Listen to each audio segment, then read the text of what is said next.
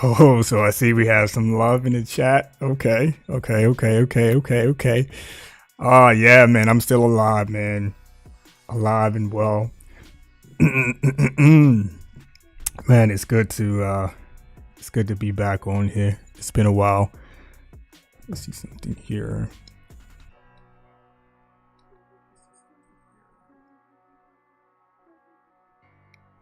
So what's going on, guys? Let's catch up, man.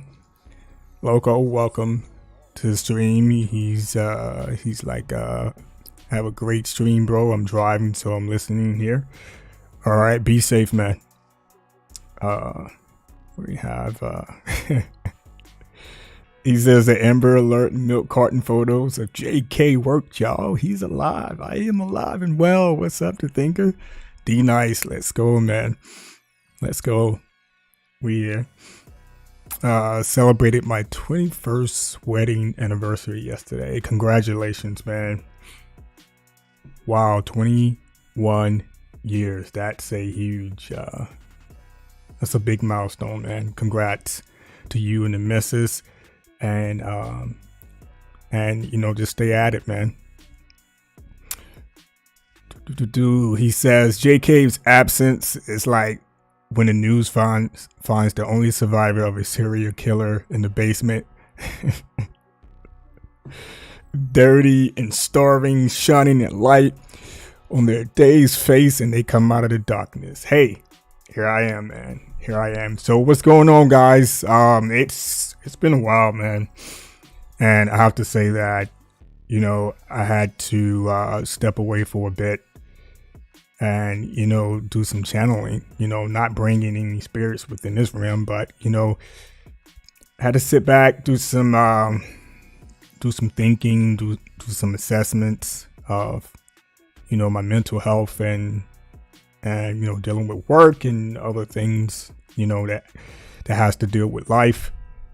And it's been challenging, I have to say. You know, you have two teenagers growing up, you know, and they're busy, and, you know, and they're in their own world or whatever, and then you have to navigate through that and then everything else that's going on in the world. So, you know, just have to put everything into perspective and say, hey, you know, what's really going on here. And, you know, just to take care of myself personally, you know. And that's something that, you know, mental health is real, dude. I'm telling you, I mean, if you're going through some things, man, you know, try your best to, you know, get some help or, you know, find ways to cope with what you're dealing with. And hopefully you come out on top. So, but it's going well here. The family's doing well. Just taking it one day at a time. Hopefully you guys can hear me, man. Let me know if you know, if I need to make some adjustments on my end. But, you know, gaming and reactions, it's, you know, still in full effect. I may jump into social media from time to time. Well, I have been doing that from time to time, but at the same time, it's just been, you know, reflecting on a lot of things and, you know, trying to get my head straight. But I ask for no sympathy, no empathy, guys. You know, it's just part of life. You know, you just gotta check yourself. The thing it says JK is like the hot crotch tickle you got. What are you talking about, man? You got from a lady in the night 10 years ago. Can't get rid of him. Oh man, yeah, man. I'm here. You can't get rid of me, man. I am here. Make sure you get that. Make sure you get that cream. Pause. JK like the Undertaker after getting body slam rises back up. Let's go. This match ain't over, man. I have to keep that streak going. So I hope you guys are doing well, man. So let's catch up, man. Let's catch up. What's going on? Ask me anything. It could be anything. It doesn't have to be about gaming. It could be about anything. You know, I've been trying to catch up myself with what's going on in the gaming space. You know, not just gaming space, but, you know, entertainment as a whole. So what's going on? What's going on, guys? Talk. Let's go. Love you too, Loco. Man, it's been a while. It's been a while. Hope you are doing well. And shout out to you guys too, man. And this is nothing against anyone, but for you guys checking in on the brother, and just to see how I'm doing. But so shout out to you guys. I really appreciate the love, man. JK like Mitch McConnell. I'm gonna see if I can pull it off. Hold on. Let me get my game face on. What's up, guys? And welcome back to Gaming and Reactions. We are back at it again, and we're gonna talk about some games and what's coming up in 2024, and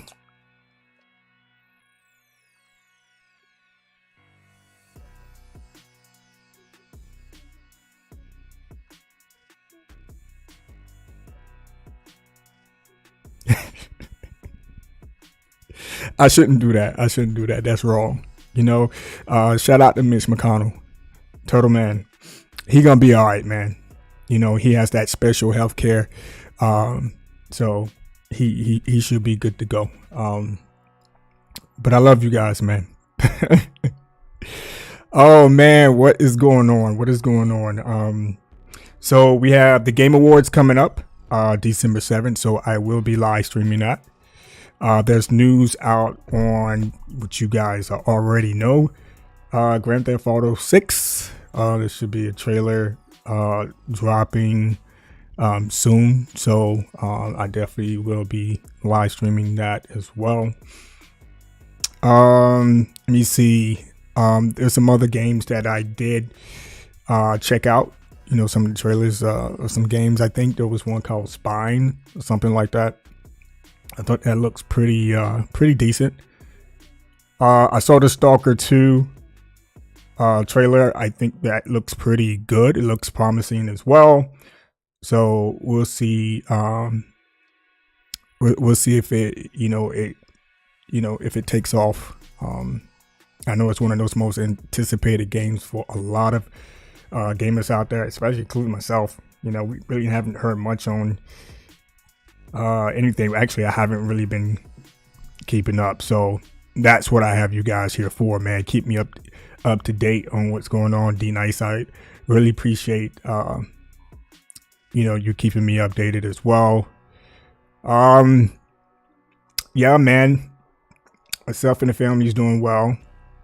I hope you guys and your families are doing well in these crazy times. You know what I'm saying? Stay safe out there. Multi-billion-dollar fine for Sony. Yes. So I think I did put that out there on X.com, formerly known as Twitter. So I do. I did read that that article on that. So Microsoft overtakes revenue projection. Portal sold out. Did the Portal I can't even talk. Did the Portal sell out? That's crazy. GTA 6, yes, I'm ready for that. Avatar this week. Does it come out this week? The game? Oh man, I have to pick that up. I didn't know it come out this year. I thought it was like the beginning of next year, but I'll take a look at it. I'm pretty sure I'm probably gonna pick it. I'm pretty sure I'm gonna pick it up. Kill the Justice League. Shout out to Devon. He did send me something on Suicide Squad. Kill the Justice League. I think it's a beta. So I'm gonna check that out and see if I can get into that. But we'll see. Dragon Dogma 2. I didn't even like the first Dragon Dogma. I thought it was okay. So I like the way Dragon Dogma 2 is looking. So I don't know if I'm gonna pick that up, but we'll see. Lots to discuss, man. Let's go. What else is out there? So I mean, we can start with Sony, man. Well, we heard way back when that there was potentially a lawsuit that was going to be filed against Sony. You know how, what was it about? It was about, you know, the pricing of their, I don't know, games or whatever it was. I can't even remember. And, you know, in the UK, et cetera, someone came out and said, hey, this is not cool. You guys are charging us X amount of dollars. You know, and here we are back at it again with more information on that. And so we'll see what happens. I don't think that's a good look for Sony if that is the case. But it is what it is. I don't know too much in detail about that. I did read the article though. So I'm gonna have to revert back to it, and you know, just to get the full context of it, or the understanding of what's really going on there. So Microsoft overtakes revenue projections. So what's the skinny on that? Microsoft overtakes revenue projection. So I haven't read anything on that. So if you guys can shed some light on that, let me know. The Portal sold out. I don't believe that, man. I mean, I'm not saying that that's not true, unless the scalpers got a hold of the Portal and they're trying to, you know, sell it for a premium price out on eBay or wherever. But wow, that's crazy. If the Portal sells out, it's a remote device, so there's not much to it. I do have the PlayStation Portal. My experience with it so far, it's okay. I haven't really been anywhere to actually test. Actually, yes, I have. I did go to the airport, the Thinker. I went out to BWI airport and, you know, tried to see if it would, you know, work in that facility or where I was at in the arrival section, but it didn't work at all. So I was just dropping like crazy. So I'll probably test it coming up here, because we're going to be taking a trip to New York in the later weeks here, and I'm definitely going to be taking it with me. So we're gonna check it out. So I'm pretty sure there's lots of videos on YouTube about the PlayStation Portal, and you know, if it's working outside of the house, et cetera. So I really haven't really been keeping up with that stuff, but we're gonna test it on our own. He says games are crazy expensive in UK. Yeah, you know, if that's the case with, you know, what's going on with Sony and this lawsuit, I guess we're just gonna have to stand by, wait and see what comes about on that, you know, and, you know, see how Sony responds. I mean, I'm pretty sure they have their lawyers at the table discussing all this stuff, but hey, we'll see. Because no third party sellers.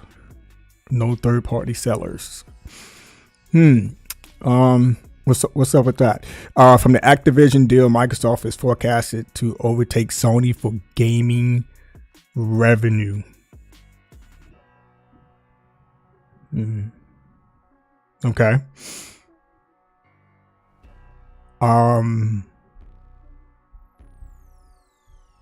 Okay.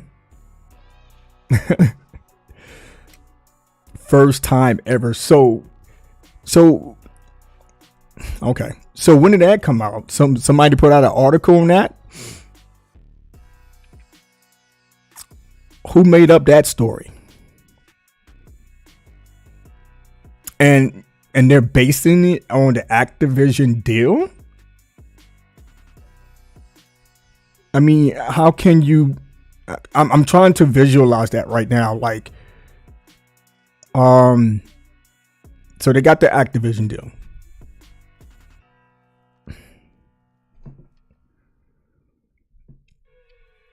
So Microsoft's main focus is PC, cloud, mobile, Game Pass. I guess if you put all those eggs in box, I can kind of picture that happening. If they play it right, if it works out, all together, I can see Microsoft, getting their pennies over Sony. But like I said, I haven't read anything on that. That's interesting. So I wonder who wrote that story. If you guys can point me in a direction where I can find that, or send it to me out on Twitter, I'd like to read that, because I don't understand how one deal can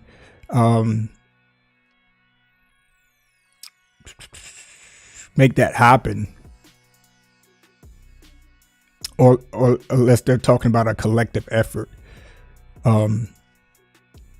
Maybe Portal was released to test the waters.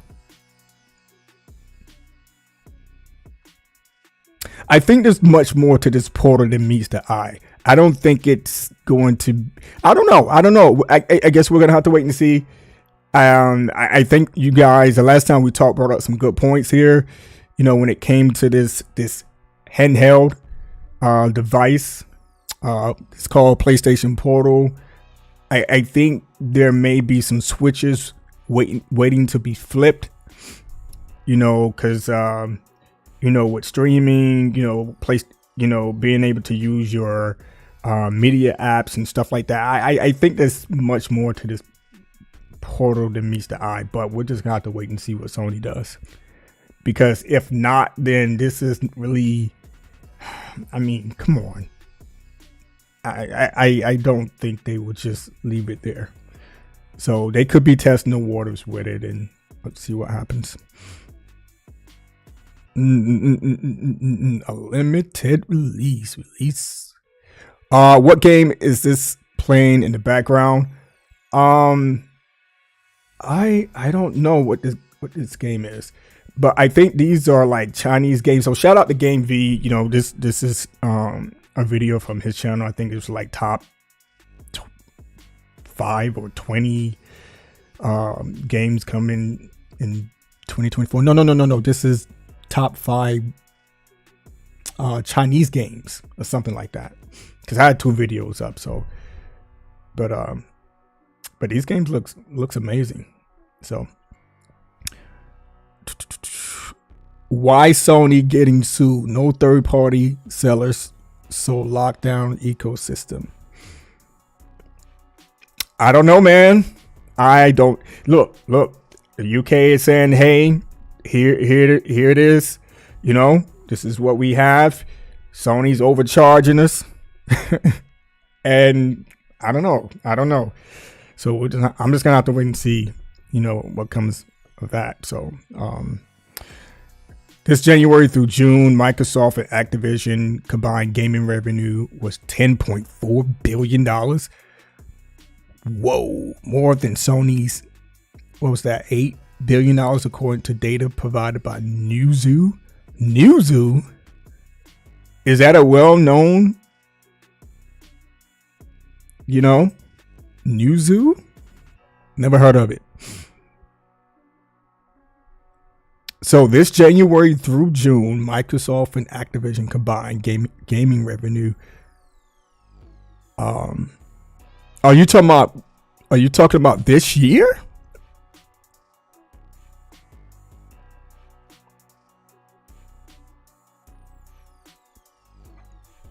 The Thinker, are you talking about this year, January through June? Their combined gaming revenue was $10.4 billion.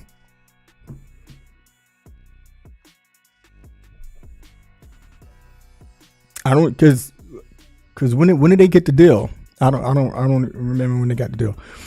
It's been so long. Because if the 30% cut of whatever all games companies do, yes, that's true. Yep. And it's interesting that a lot of gamers out there don't know that.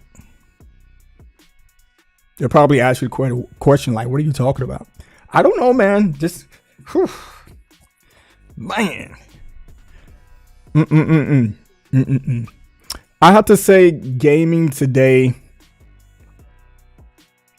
oh man, it's just, I don't know what it is, guys. It's like I can't put my finger on it. You know, I don't know if it's, I don't think it's the hardware. I don't think it's the hardware at all. I think it's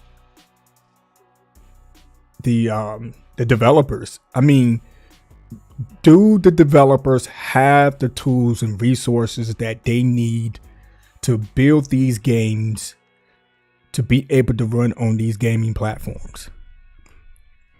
Because I mean, there's been a lot of you know, talk about, you know, oh man, gaming just hasn't been the same since what, I don't know, 360, you know, beginning of 360 days and up.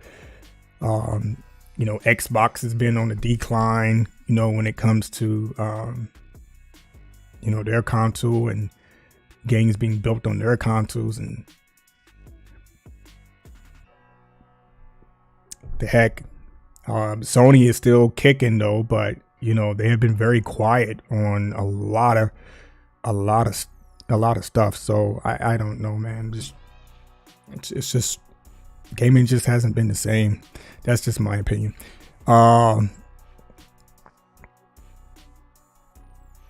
He says LMAO, mostly Activision's revenue. So again, my question is, through January through June of next year or this year?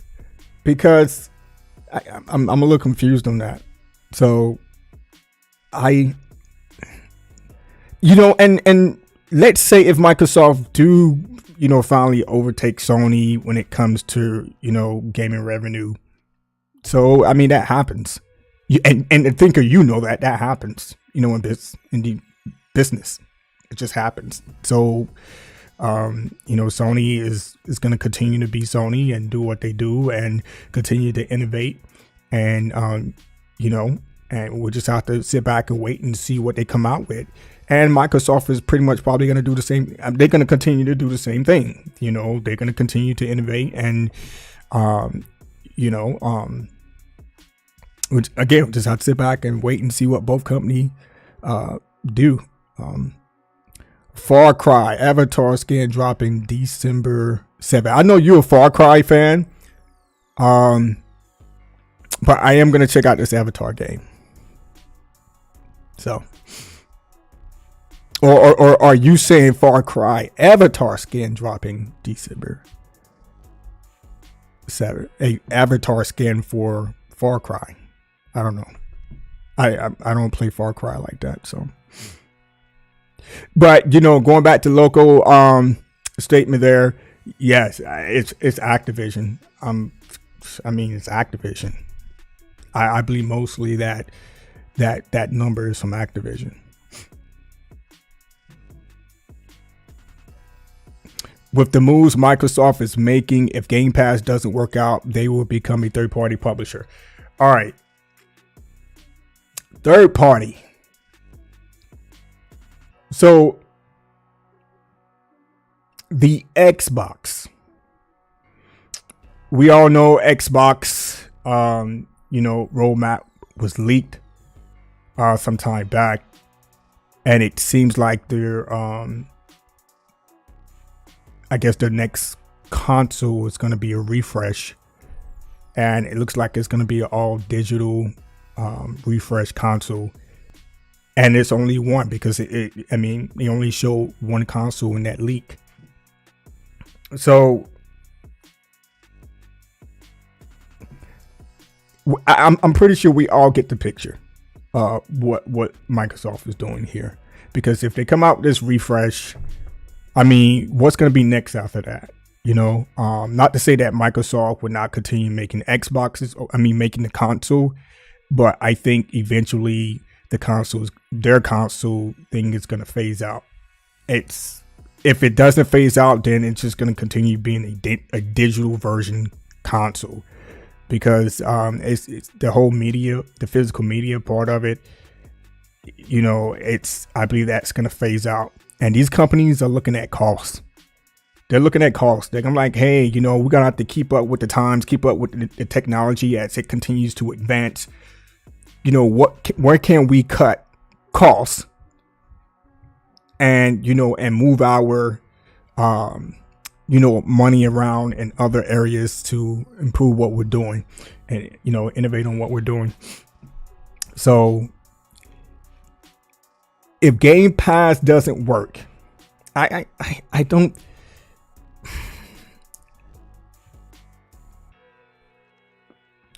Microsoft's focus: PC, Game Pass, cloud, mobile. So let's just throw those 4 out there. Okay. If it works, okay. And they already threw in the actual tile kind of for the console piece of it. And the numbers, and let's say if gamers are playing on PC, you know, Game Pass is going to be on pretty much everything. You know, and they get the whole cloud thing, whatever they're working on with cloud or xCloud, whatever. And then they get into the mobile space, and they have this solid foundation across the board. I say the console is going to phase out, and then we can have the conversation like, okay, well, third party, third party publisher. Like, you could throw that out there, I guess, you know.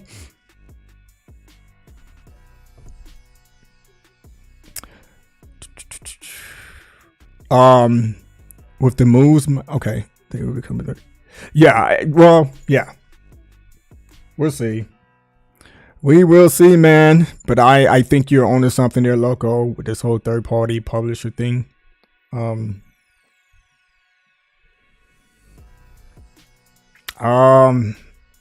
Game Pass don't work out. I mean, they're riding with Game Pass.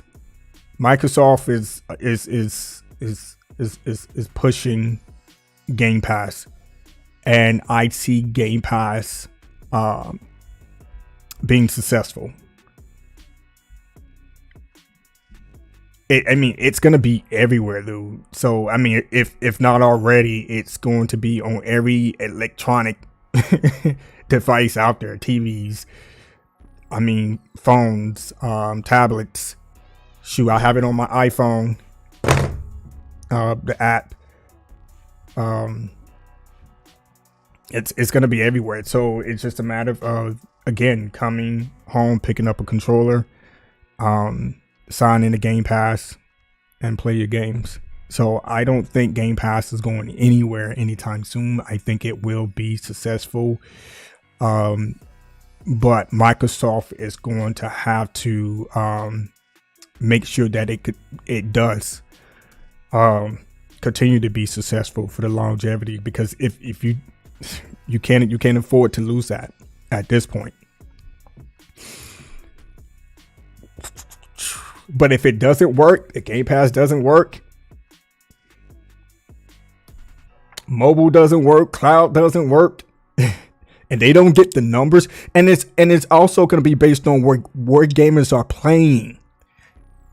Gamers, where are the gamers playing? Are they, hey, subscription based, a subscription service, you know, Game Pass. Here it is. You can play all your games right here. First party, second party, third party, indie, whatever. Everything's right here. That it'll be shocking if GTA 6 comes out on Game Pass day one. That would be, dude. That would be huge. Think about that. If GTA 6 launches on Game Pass day one,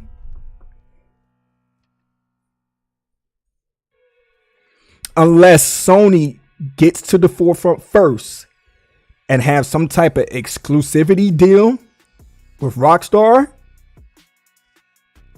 But if GTA 6, as big as it is right now, from what I was hearing since the announcement, if it was to launch in Game Pass day one, that would be insane crazy.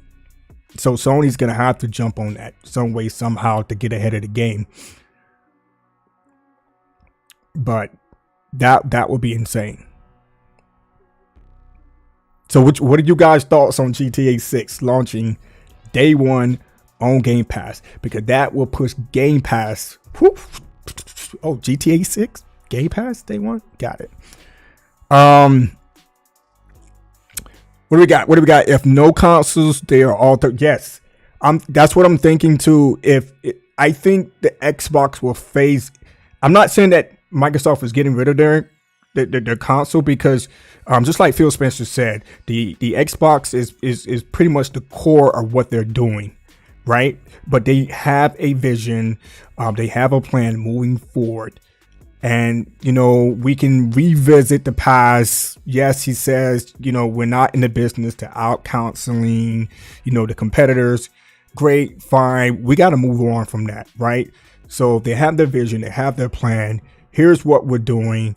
Let's continue to move forward, and let's see, if it all works out. And that's what these businesses do. They take risk, right? It's all part of the makeup of a business. They take risks, and they do projections, and they say, hey, let's see what happens.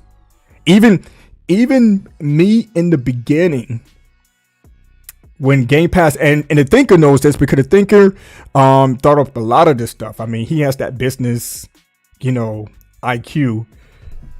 And we were having conversations around Game Pass, what Game Pass was, and how they're going to take the subscription service and make it better than the competitors. And then when the announcement dropped of day one, that was huge for Game Pass. That increased the value of Game Pass. So in my mind, I'm thinking, like, how are you going to sustain that? Because now you have to stand on that. You can't take day one out of the equation. You can't do it now. You just can't do that now, because once you do that, then Game Pass is just be another subscription service. So you have all these subscription services like Game Pass, Netflix, Hulu, whatever, subscription services that are out there. They're going to continue to try their best to innovate and to implement value into those subscription services so they can have more subscribers, So that day one was just, wow. So bravos to, I give flowers to Microsoft, on that, but they can't get rid of that at all. So your AAA, first party AAA titles have pretty much going to have to be day one in Game Pass, because once you take that away, you're done. You are completely done. Done. And not just that, also the quality of those games. The quality of those games have to be here. They got to be up here. But, to each their own, right? And I'm pretty sure they're going to be sitting back and they're going to be looking at the numbers, and they're going to like, oh, wow, let's set up a Zoom call, for next week, and get into the boardroom and have a conversation. So they have to have the numbers. I'm telling you, if they don't have the numbers, it's not going to work. Not going to work at all. Now, as far as Sony, now these are just my opinion, guys. As far as Sony with their console, the PlayStation, I don't think the PlayStation is going to phase out before Xbox, but they may, I don't know. They may continue to do, PlayStation consoles. I just don't know. But Sony's definitely going to have to compete with what's going on right now. So who knows? Who knows, man? Just got to wait and see. I like to throw that out there a lot. We're just gonna have to wait and see. It didn't work out as originally planned, hence all the buyouts. The Activision one was their last grasp for something substantial. And, and Phil Spencer kind of alluded to that. He did say, I don't know if he was genuine in his statement when he said, unquote, even though if we don't get the deal, that's still not going to stop us from doing, what we have planned, moving forward. Getting the Activision Blizzard deal or the ABK deal was going to accelerate what they had planned on doing moving forward when it comes to Xbox and the whole ecosystem. So, I mean, Activision is, Blizzard King is a big deal. That's a big freaking deal. So we're just going to have to wait and see what those numbers are going to look like, And with those, let's say if that number is above Sony, they come out, the numbers show great, good, fine, keep doing your thing. But now you're going to have to, how do you sustain that or go past that? Right? I mean, what do you do? I mean, Microsoft is, man, they have so many studios and I don't know, man. I don't know with their history.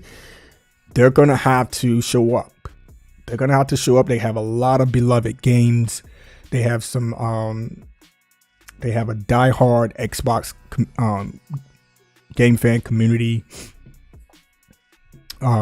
They have games that a lot of gamers love to play or have played, in the past. So, I mean, you can't just take these games and put them on the shelf. You can't, man. So I don't understand why would you buy, a whole publisher and, they have some beloved IPs and you let them sit on the shelf, or you put the old games into Game Pass. No one, who's going to be playing those old games, really? I don't think a lot of gamers are gonna.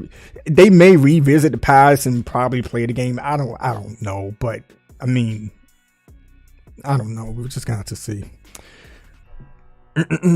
Hopefully, I'm making sense. If not, let me know. GTA 6 would never come on Game Pass. Rockstar already stated they are not interested in releasing anything on. Oh, okay. Thanks for the clarification on that.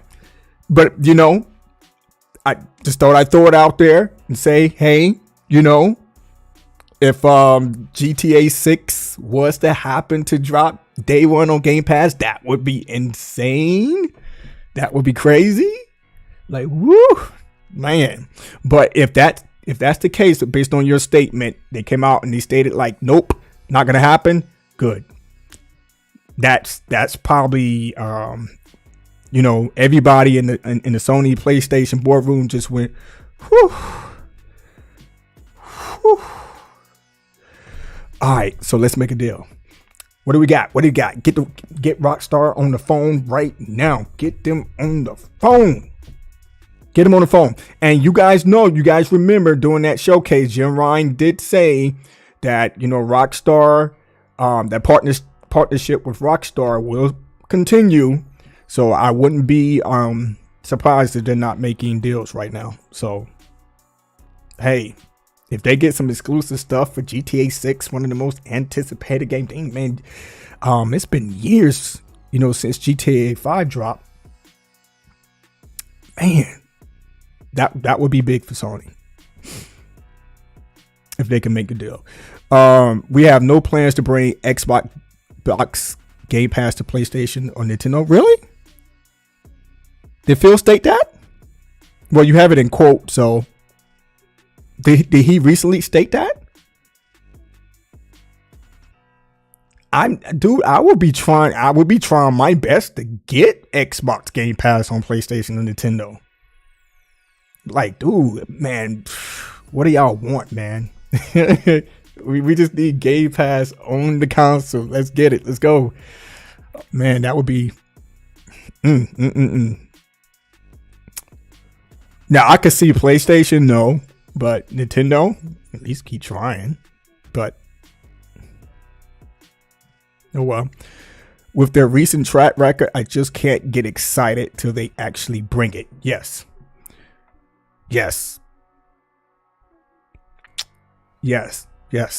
I agree with you 100%. They were even offered a ton of money to sell out, and they said no. Yep. We're all familiar with that story. Day after their other guy said we are putting our games on Nintendo and PlayStation.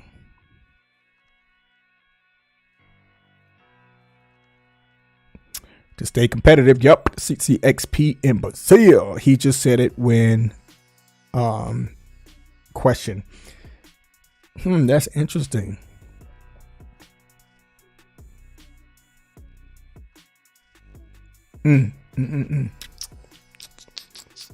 Okay. No, I have not tried RoboCop. I think the last game I was playing was Monopoly. I downloaded Monopoly. I downloaded Uno. What else did I download? I downloaded some other games. Nothing major, anything. Just something, just to, mellow with, right? And there was some, hey, let's bring a little nostalgia to the TV screen. So nothing big. Then day after, Phil said, no, not our plans. Oh, wow. Okay. Cool.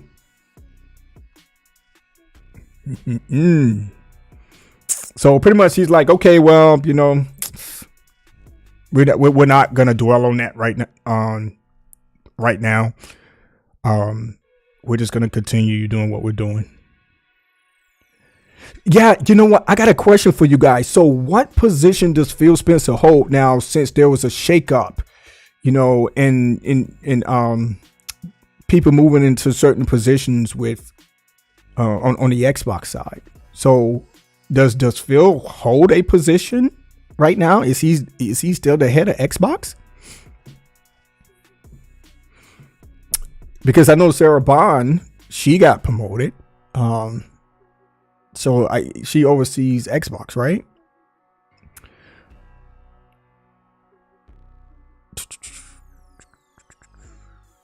Yeah, and I'm thinking, during one of our last streams when I said that, Phil Spencer will be out in less than 10 years. I'm thinking now the way, things are shaping up.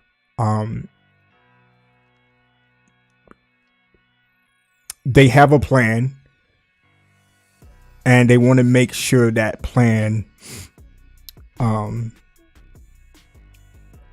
it's on the track and it's chugging along before he says, you know what, I'm done, guys.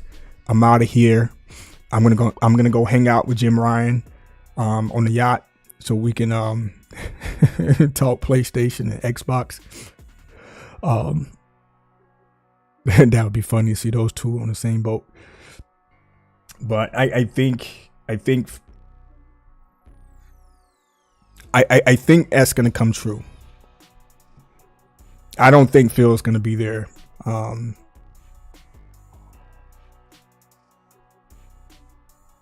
For the next 10 years. I may be wrong. Phil may prove us all wrong. But I believe he's on his way out. Devon, welcome, man. Thank you. And thank you for sending me that Suicide Squad. I don't want to say the K word, but that beta. I'll check it out. So I really appreciate the love, man. And I hope you are doing well.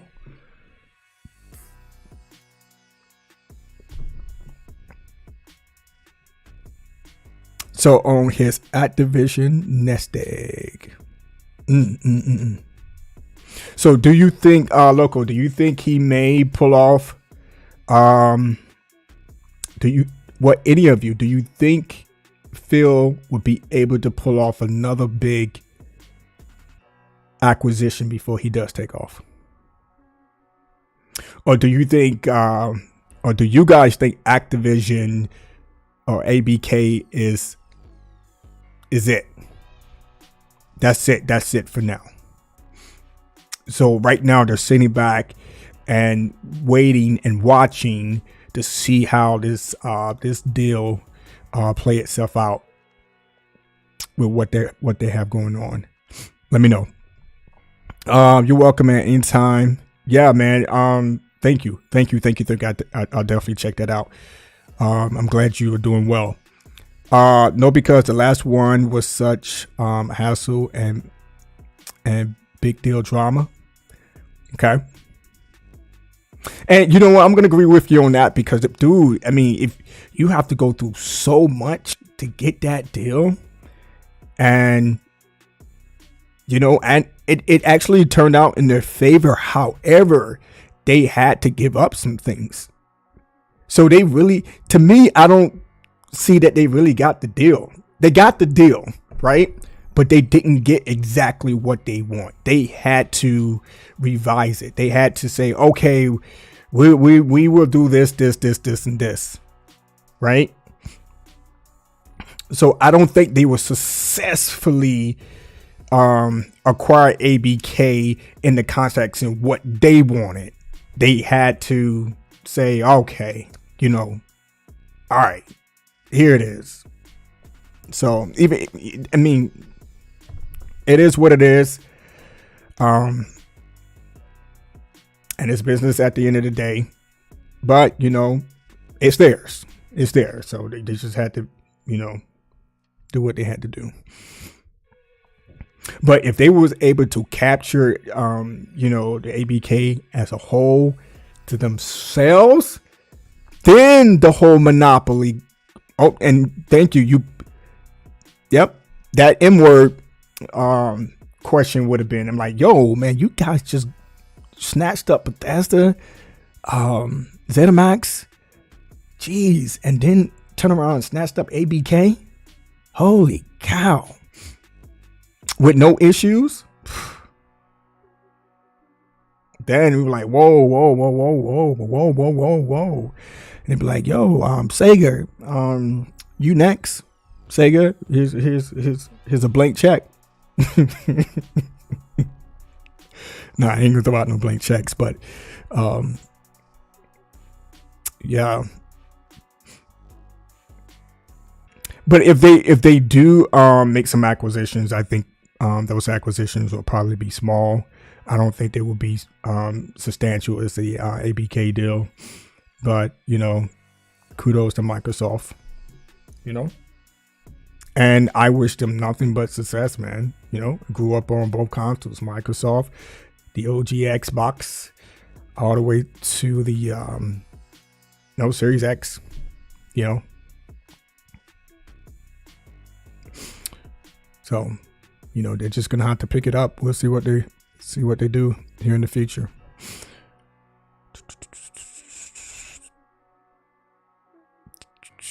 They are waiting and watching, recoup some. Yeah. Absolutely. I agree with that. And we talked about that too. Yeah. Man, that's a lot of money, man. They have to get that money back some way, somehow.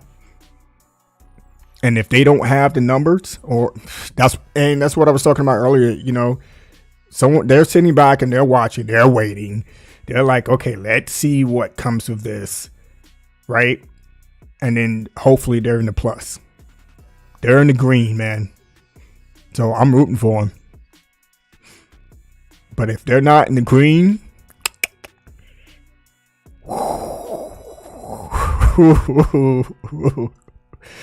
then I'm going to get ping. I'm going to get ping. And then all these YouTube videos are going to come up. And then all these, you know, journalists and articles and everything's going to be published. I'm like, yo, Wow. Yeah. Dang, man. $70 billion, man. Don't know what to tell you, player. I don't know what to tell you. Oh man. And then I heard about Sony. They paid too much for Bungie. I mean, that happens for any company. Sometimes you project, or overestimate sometimes, and like, oh man, we're gonna lose $1 billion or whatever, or 2 billion or 5 billion. How do we recoup that money back now? So we have to figure something out. So that happens. The thinker says they already have return on investment. Activision was already in the black. Woo! Well, it's Activision. Dude, it's Activision. So, that's expected. Here's my thing is sitting back, waiting to see what Microsoft does now that they have Activision Blizzard King. So it's gonna probably take how long to thinker? Like maybe, I don't know. So we can get a really, really good snapshot. What, 3 years, 2 to 3 years, maybe. So we can sit back and say, okay, year 1, good. Year 2, good. Year 3, they're still doing good, man. He says, yeah, but not enough to offset Microsoft's losses. See, they need these other companies to fix their losses.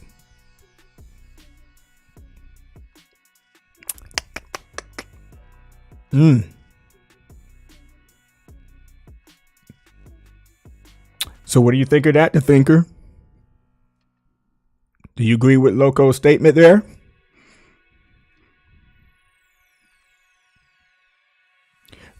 A lot more mouths to feed now.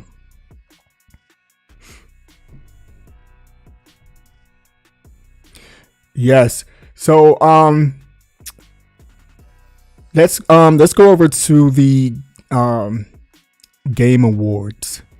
So do you guys have a game in mind that's going to that you think is going to be Game of the Year? So the games that we have, what do we have? We have Spider-Man 2, we have Alan Wake 2, we have Zelda, then we have, what else do we have? Baldur's Gate 3, Resident Evil 4 Remake, and then we have Super Mario Wonders. So what is your game of the year out of the ones that we just mentioned? If they didn't need them, they would have went through that hassle to acquire. They wouldn't have went through that hassle to acquire them. Yeah, because the proof was, the writing was on the wall. The writing was on the wall. Based on everything that transpired. Now, just like the thinker was saying, the Xbox segment is just like a small, very small piece of Microsoft. It's something that they can do without, right? Unfortunately for Sony, I don't think that's the case. But in order for Xbox to continue in that gaming space, they had to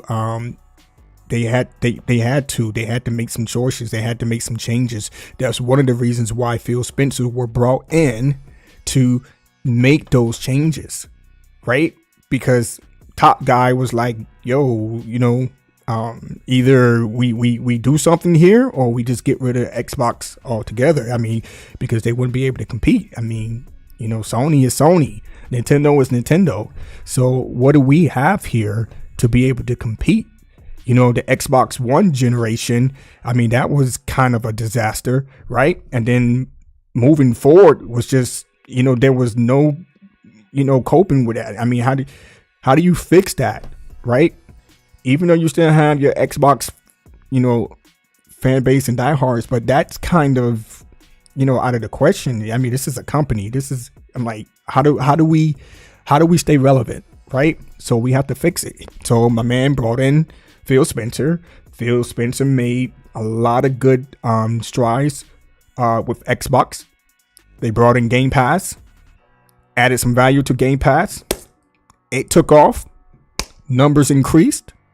However, with those numbers, in the red or whatever, hey, we still here, so we need to be here, right? So what do we do? How do we come back? So, man, if Game Pass did not have day one, it would not be able to sustain itself. It wouldn't. And we talked about this. I think we did. It wouldn't be able to sustain itself. It's just like I said, it would have been just another subscription service, just like what Sony had or whatever the case may be. But since day one was interjected, then boom, boom, boom, boom. There you go. Now Sony, had to get out of bed. But I digress. But I agree. I mean, they had to do something. They had to do something because they already, doing the surrender flag. Say, hey, we can't compete in the console space. We have to do something. We have to navigate and do something. Now, there's a lot of things that Phil Spencer said that I didn't agree to. As a business, guy, especially the head of Xbox. I'm like, dude, I don't agree with that. I mean, you can't. It's like you can't speak. I don't know. I just don't know, and I just don't get, why he made certain statements of you compete, man, compete. I mean, you're Microsoft, compete, make it happen. I mean, if you guys can throw out $70 billion to acquire ABK, why can't you make quality games? Why can't you build quality? You have all these studios. Why can't you build quality games? That makes to me, from a business standpoint, that makes no sense to me. I'm like, dude, I'm going to invest in my studios. I'm going to give them the tools and resources that they need to build high quality games. We have to compete against Sony, period. But they already had in their mind where they're going to go. Here it is. This is how we're going to get out of this. We're going to throw this out to our people. And then, and a lot of the diehards are going to jump on board anyway. It doesn't really matter, what Microsoft does. If Microsoft jumps off a cliff, they're going to jump off a cliff. I hate to put it into those words, but it is what it is. It's fact. And the same with the Sony diehards. I'm talking about diehards. I'm just diehards. That they bat all the way off the cliff. You know what I'm saying? Jump. Okay. Bat off the cliff. If profit doesn't decline, Microsoft recoups total acquisition cost in probably 10 to 15 years. 10 to 15 years. You know what? I'm going to make a bet with you, thinker. If it works the way I'm visualizing it, I think they may recoup in less than 15 years. And I know you got the 10 to 15. Yeah, duh, right? I was thinking a time frame less than 10 years. That's what I'm thinking. I think they will recoup before 10 years. If it works the way that they are visualizing it and the way I'm visualizing it, I think they can get it before that 10-year mark. But they have to make it work though. But if they don't, then oh well. Then I guess 10, 15 years. We'll see.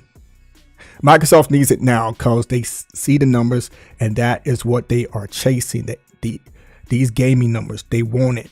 They want those active use. And yes, if they don't get those numbers, will Microsoft leave the gaming space? I mean, what? I hate when I have the words on the tip of my tongue, but I can't get it out. what is the I would ask Phil Spencer, what would be the time frame that they would be looking at, right, to have a number where they can say, okay, all right, we're good. Or they say, hey, wait a minute, we need to rethink.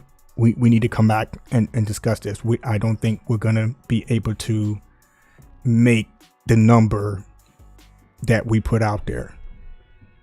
Because right now it's been 5 years. It's been 5 years and we're here. But we were kind of shooting for a different galaxy, and and we're so far from it. It's crazy. So that could be a reason why, this is just I'm not saying this is true, guys, but Phil Spencer is packing up one thing at a time, just in case they don't get that number, and he's like, you know what, it's time for me to go. Deuces.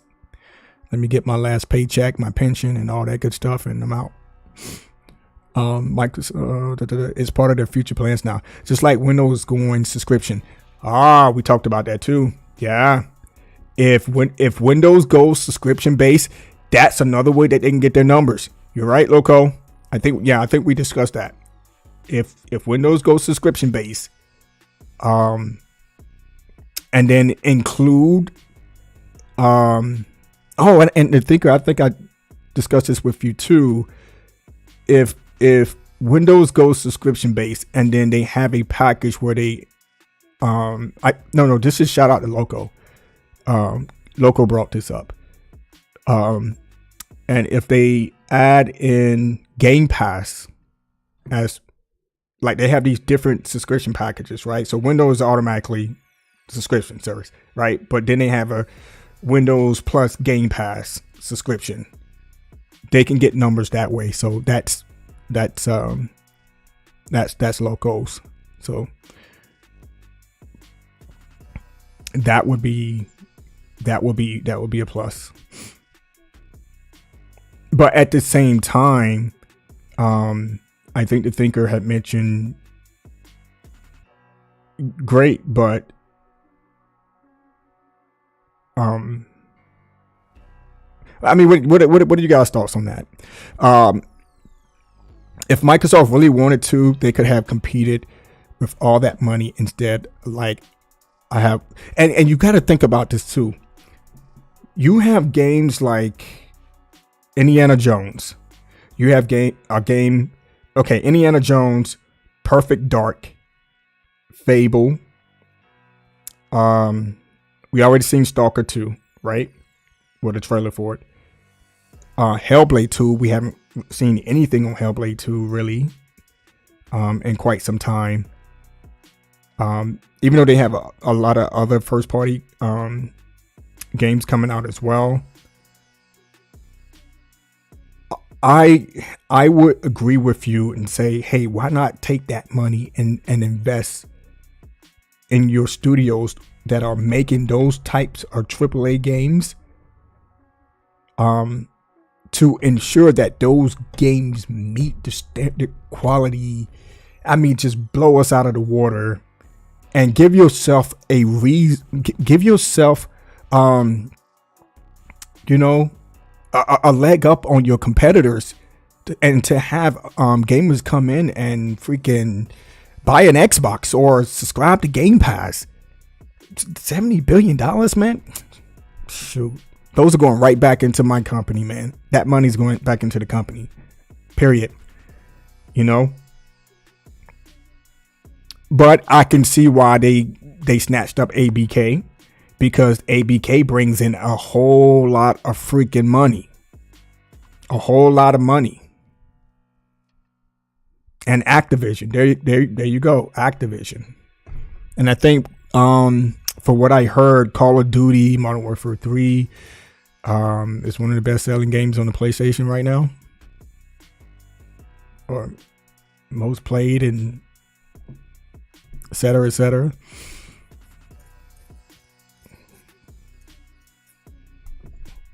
So for the next 10 years,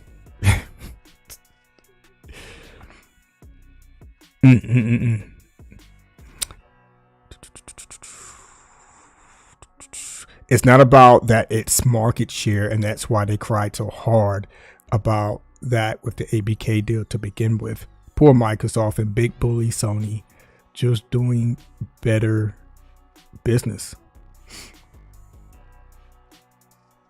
Earn market share versus bought market share.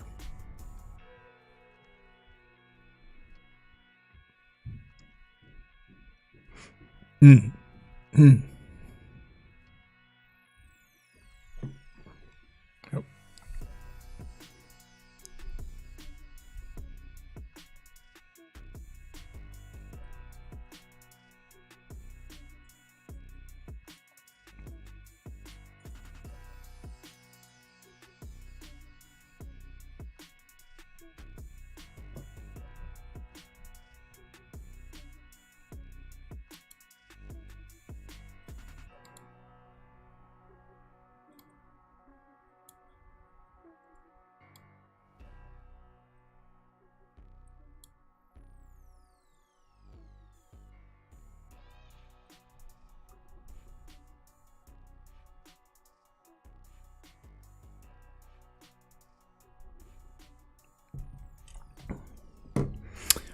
Loco says, I can never get behind Xbox just because of that and their track record.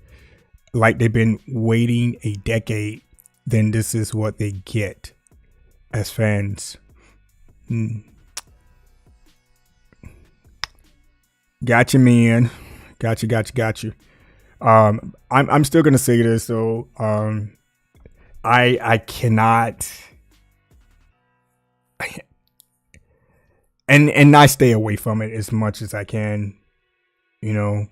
Sometimes I would, dip my toes in the water and probably sometimes, just play along. But I cannot understand how one can come on social media and it seems like they're on social media 24/7 going back and forth about a console, a video game, whatever the case may be. I don't understand. And grown men, I can understand kids, teenagers, whatever, but to each their own. This is just me. But when you have grown men going back and forth about a console and video games, it goes. I have my hand is raised. I have questions. I have many questions because it makes no logical sense. But if that makes sense to the ones who does that, then I guess it is what it is. Something that I can't control, but it's just mind-boggling to me. I'm like, dude, just play video games. Whatever preferred platform, just play video games. It's just some of the statements are just ridiculous. I mean, I understand if you have a valid argument and you guys are going and these people are going back and forth, with valid arguments, hey, this game is this, and here's the reason why. Here's where I'm basing my argument, et cetera, et cetera. But you see a lot of that freaking going back and forth, and it's just a bunch of nonsense. And I just don't get it. I don't get it, especially when you don't even have the other console. Now there are some that do have both consoles, and they go back and forth, and I'm like, okay, all right, put on the boxing gloves and go at it. But for those who don't even have the other console, and I'm like, then you really have no argument whatsoever. Period. I mean, you can't. It's just weird to me, guys. Weird, very, very, very strange and weird. So my hope in humanity meter just continues to just drop because of that. I'm like, I can't believe these people are literally on social media going back and forth about Xbox this, Xbox that, or PlayStation this or PlayStation that. I'm like, wow. So do you have a life? Do you have a girlfriend? Do you have a job? Do you have goals? I mean, do you have visions? I mean, is there anything else that you do outside of social media? Anything? Oh my goodness, do something else. But when you see it, it just packed with just a bunch of stuff. But hey, what can you do? Just, I'm pretty sure they will come back at me and say, dude, then why are you bothered by it? You know what I'm saying? What I mean, if you're gonna say what you're saying, then why even discuss it? Why even talk about it? Why even entertain it? It's just that's just my thoughts on it. You know what I'm saying? Because at the end of the day, it's almost like that. It's almost like that rooster and the dog when they check in. I don't know. You guys remember that cartoon that came on Cartoon Network? Was it on Cartoon Network, Looney Tunes or whatever it was? You know, the rooster and the dog, they come in, they check in, then they run after each other and do all kinds of crazy stuff. And then at the end of the day, they check out and say, bye Fred, or bye, I forgot the name of the rooster. Then they take off and then then, you know, and then you wait for the next episode to come on and they check in and they go right back and running after each other, blah, blah, blah, blah.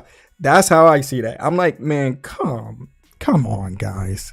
This is just madness. But grown men, man, grown men over it. And again, I would just say this. How does it benefit these people at the end of the day? Does it pay their bills? Does it, increase the quality of their spirit? Does it help them sleep better at night? Does Microsoft or Sony pay them? I mean, how does it benefit you to go back and forth with people that you never met, have no clue? I don't know. Just my thoughts on that. I'm just ranting on, guys. But again, if you have a valid argument, then I can get on board with you if you have a valid argument. But if you're just throwing stuff out there just to be throwing stuff out there because the social media platform is there and you think no one can do anything to you, it's like a double-edged sword. Oh, that game is trash. That game is trash. The game is trash. It's trash. And some people would, well, we'll get to that piece. Some people be like, dude, who are you to judge? Okay.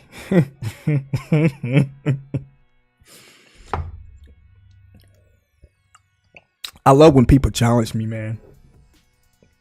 I love it. Because people make judgment calls every day, right? We make judgment calls every day.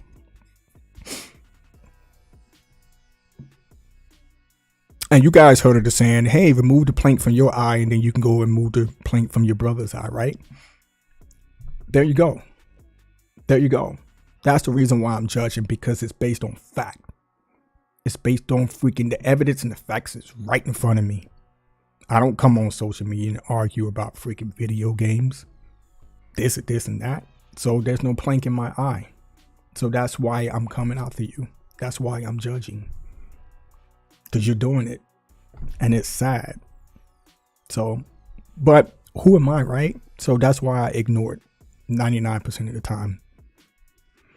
And it's hard to miss it, because when you come on your Twitter or X.com, formerly known as Twitter page, it's there. It's like boom, right in front of your eyes. I'm like, what are they arguing about today? I'm like, oh my goodness. It just like this whole, no, I'm not going to talk about that game. I said, I'm not going to talk about it. Let's move on.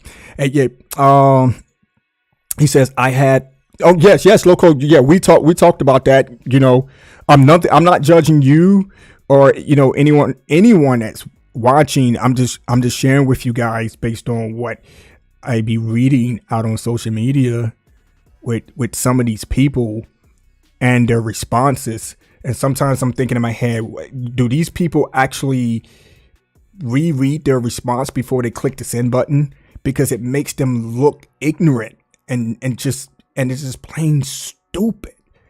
I'm like, come on, guys. Are you guys even asking the right question? The questions. I'm like, this is insane.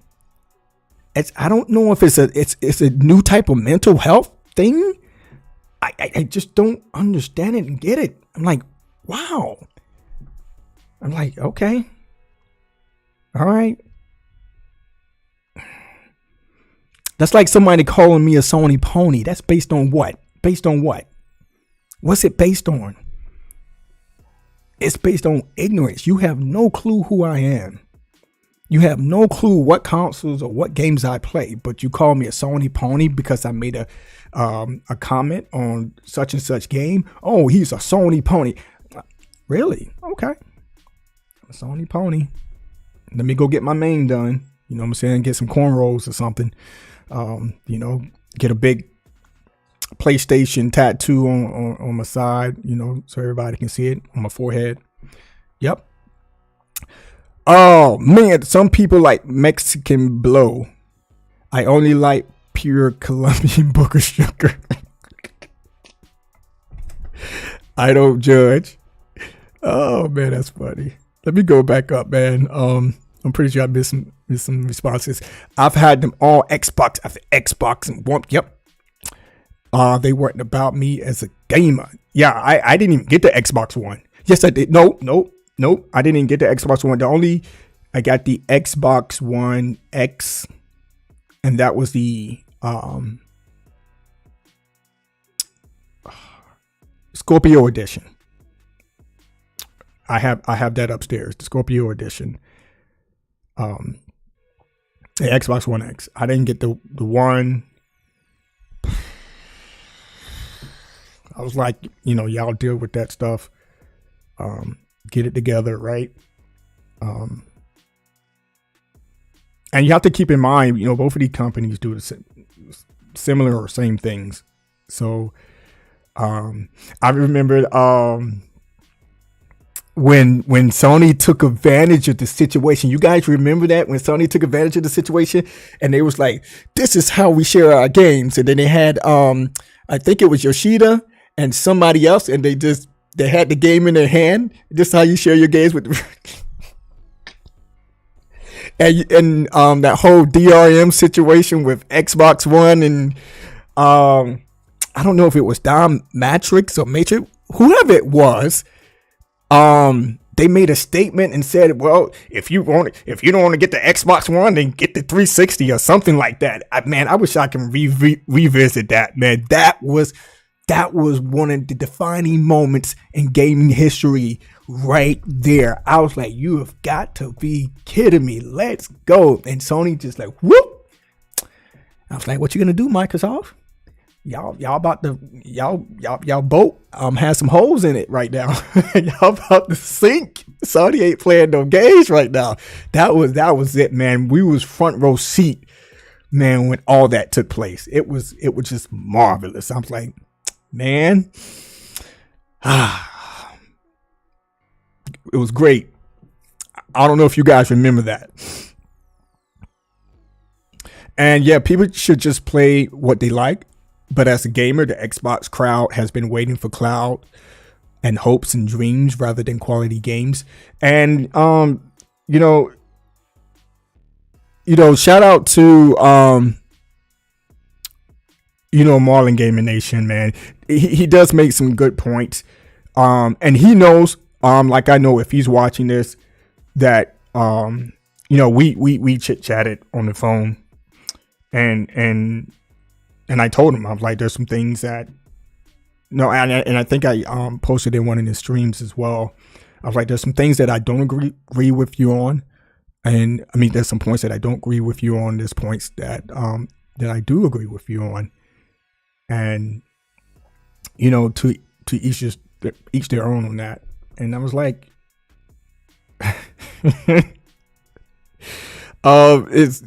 it's just, I don't even know how to put it into words. It's just a mess, man. Because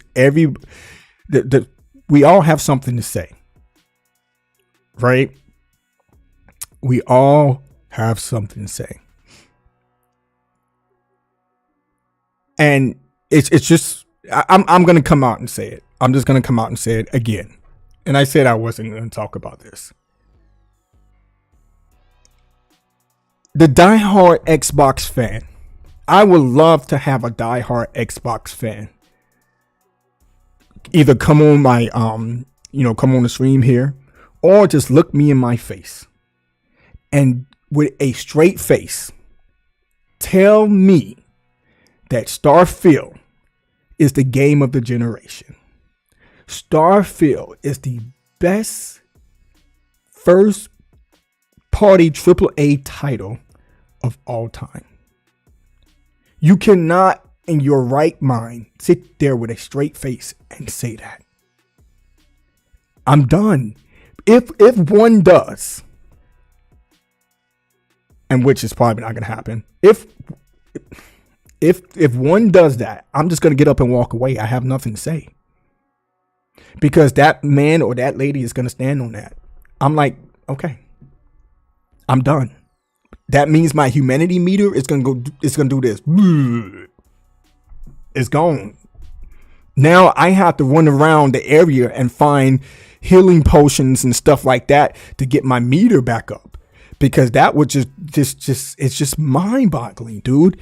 So the one thing that I agree with Marlon Gaming Nation on is to call these companies out, and he's right.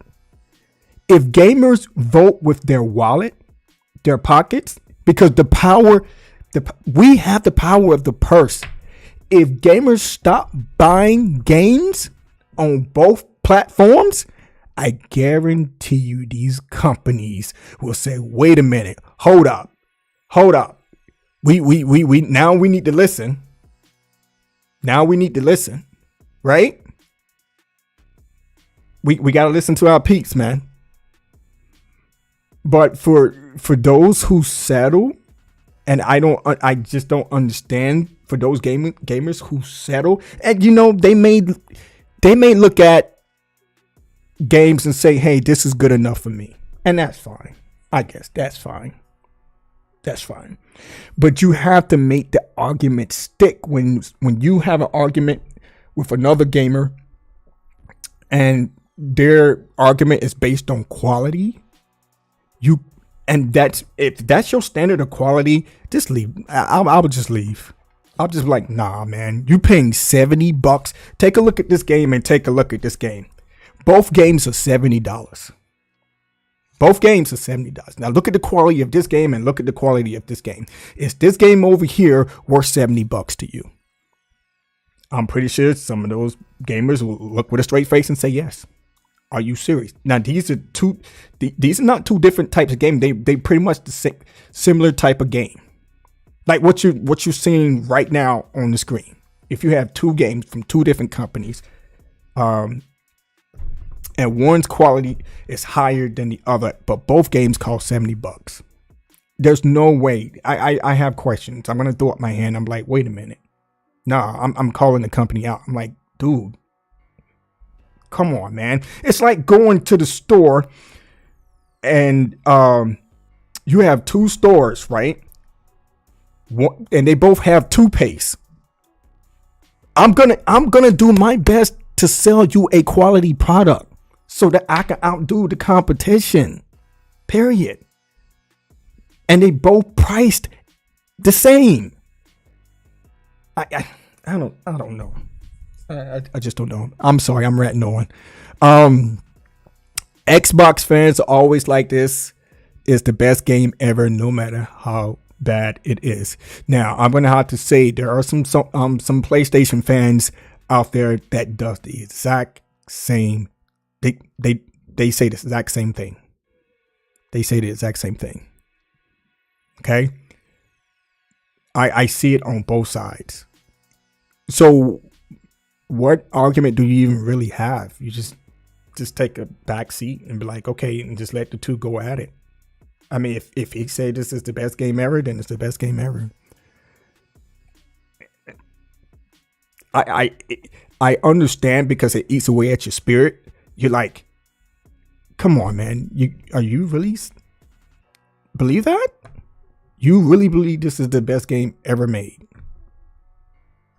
Out of all the games that you've played up to this very game here, this is the best game you ever played. I refuse to believe that.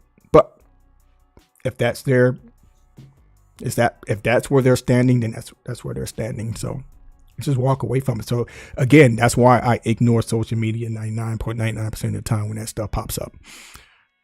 I don't even get into it because it doesn't benefit me at the end of the day. It doesn't help me out, and it doesn't change their minds on that specific game.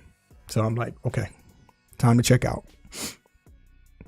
I really wish Nintendo would bring a powerful system.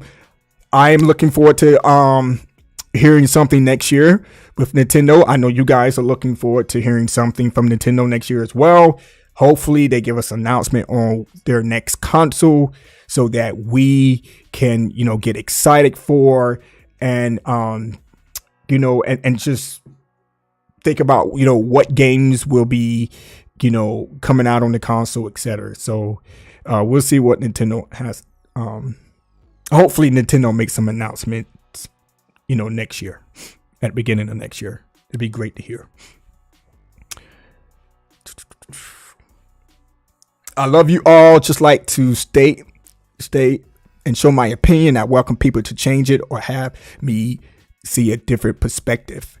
If it, like I said, if it makes sense, the conversations that we have to make it make sense, right?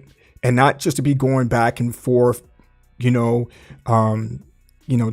for no reason at all. Because I do sometimes happen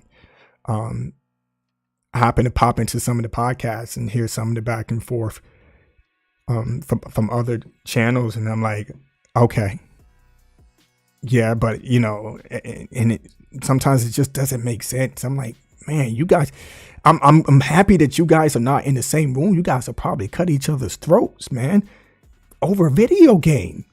I'm like, guys, you guys have to bring it here over video games. What are we talking about here? What are we doing?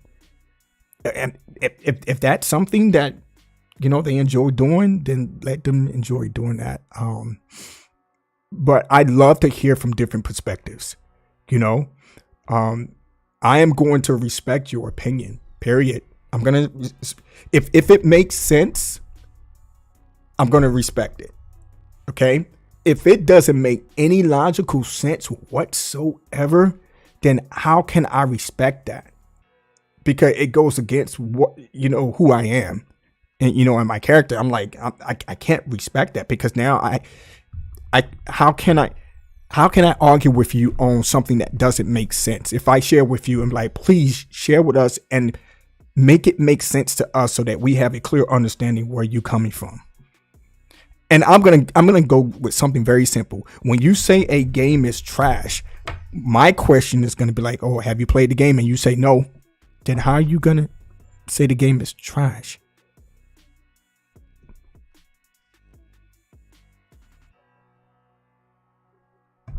Now, one will come back to me and say, okay, well, Game Interaction, you didn't play Starfield, but you said the game is trash. I don't remember. I don't think I said the game was trash. Maybe I did or maybe I didn't.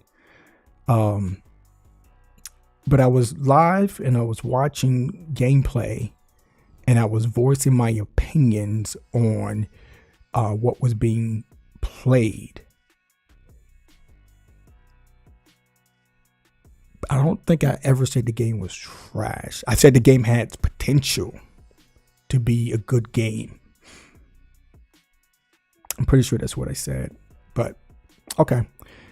But and just my thing is just people just saying Xbox is trash. People just saying PlayStation is trash, and you don't even have the console. That's maybe I should have threw that out there. Well, do you have a PlayStation? No, I don't have a PlayStation. So how can PlayStation be trash if you don't have it? How can Xbox be trash if you don't have it? Doesn't make that to me. That doesn't make sense.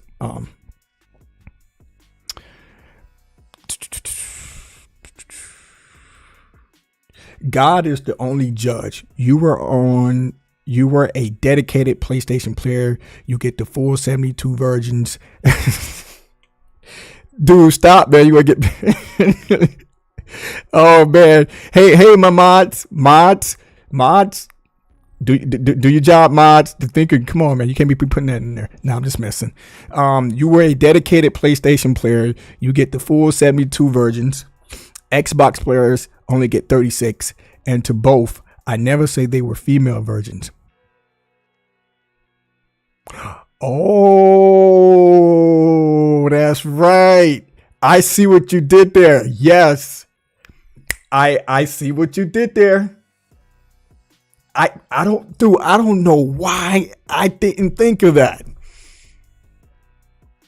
That is so true. I never said there were female versions. Okay, we're gonna leave that one alone and keep going. You think you crazy, man. And then he gonna put Allahu Akbar. Stop, man. Don't stop. Hey, let's be. Come on, man. Stop, thinker. Let's not do that, man. Just don't do that. But Theory Logic, is it free on Game Pass? Hey, it's just real hard for me to understand Xbox fans' logic when it comes to stuff. Or even people who are not gamers or not serious, more rather casual gamers, and do not see the overall bigger picture. This goes back to what I was saying earlier. I mean, it's just, when you happen to read some of the statements and the conversation that's being had, I raise my hands on a lot of it because I'm like, help me understand where you're coming from with this, because I want to have that cordial conversation with you that, I want to be able to understand where you're coming from when you make such a statement in regarding to Xbox. Help me understand your logic. Not just Xbox, but PlayStation as well. Nintendo or PC, whatever platform it is, help me understand your logic, because maybe I'm missing something, right? And then I can say, oh, okay, I get it. I understand why you made that statement. Because you have a basis, you have something to back up your argument. But if you throw something out there which, I'm asking you for understanding and clarification of, and you don't have nothing to come back with, then your argument is mute. It has no merit. I'm like, then why would you even make such a statement? It just doesn't make sense. Okay. And this is not something thrown at just one fan base. It's just people. It's not thrown at the fan base. It's just those people who make such statements. Like, what are we talking about here? Help me understand how Starfield is the game of the generation. Help me understand that logic. Help me, please, because because some people who think that way may look at me and think that I'm lost because I don't understand what they mean by Starfield being the game of the generation. Help me understand that. Help me understand how Starfield is the best first-party IP ever made. Help me understand the logic behind that. Please. Please help me. I'm lost. I'm lost in the sauce. Please help me understand. Bring me into the fold, because for someone to sit with a straight face and say this is the best IP ever made.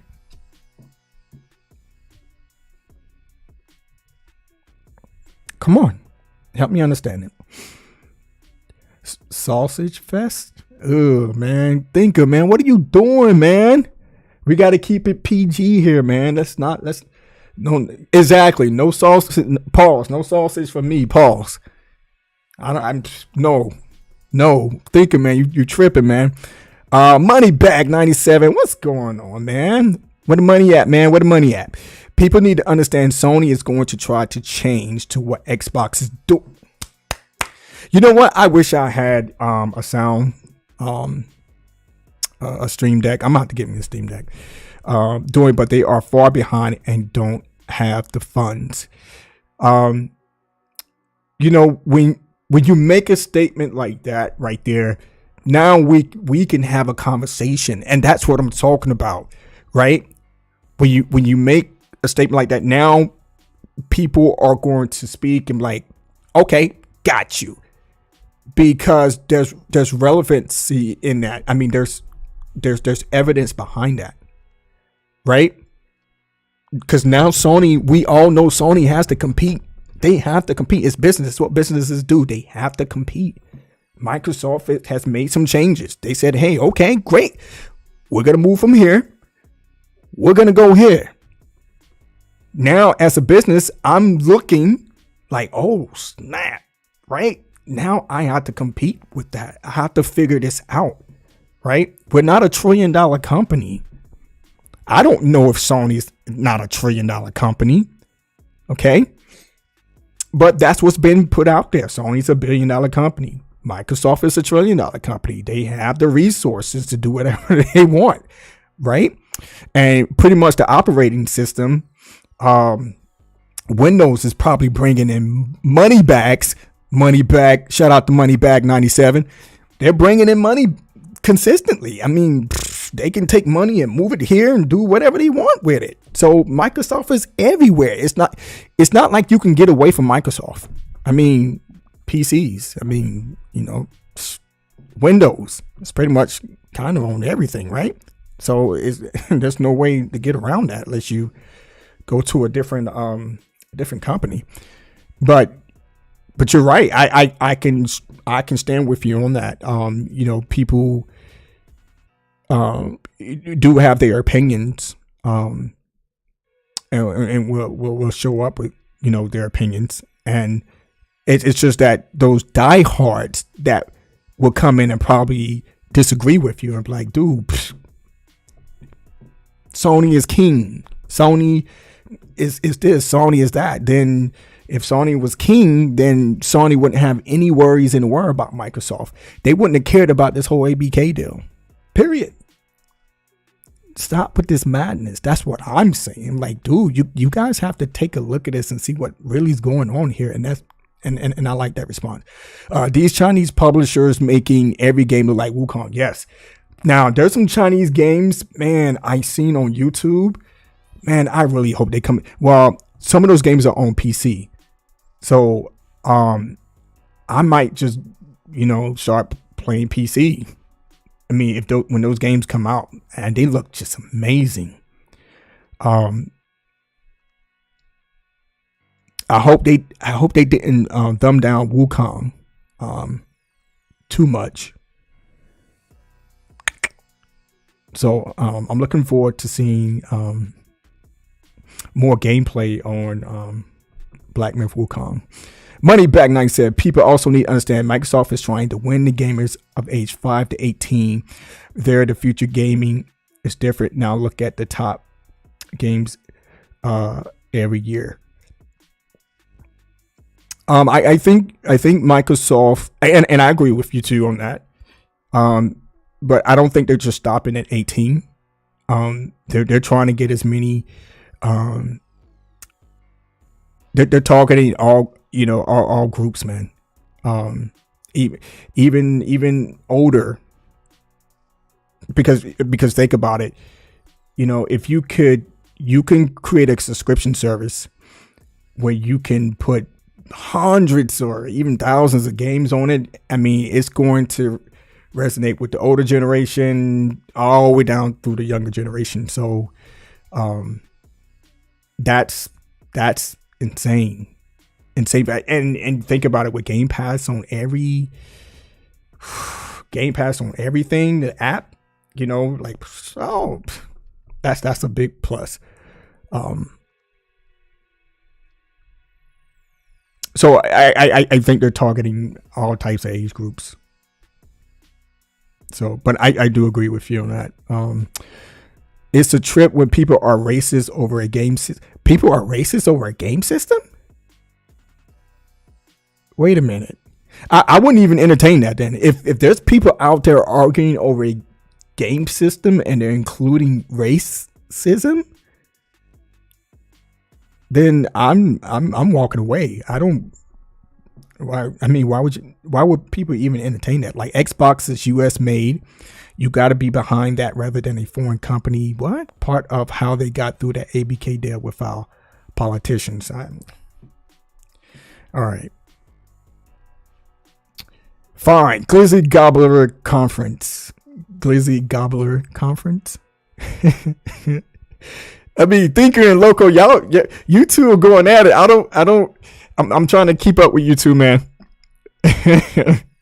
Moneybag says people trash COD, Madden 2K, FIFA every year, but look at sales and player bases. And how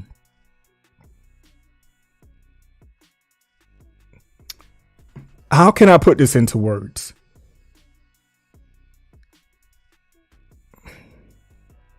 You don't.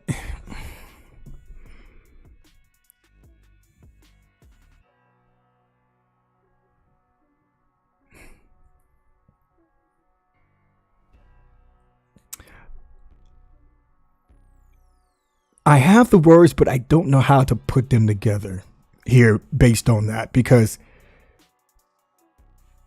all right, let's say if we both play Madden, right?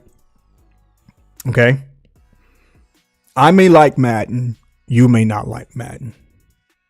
I come on, I praise Madden. The other person comes on and they trash Madden. Okay.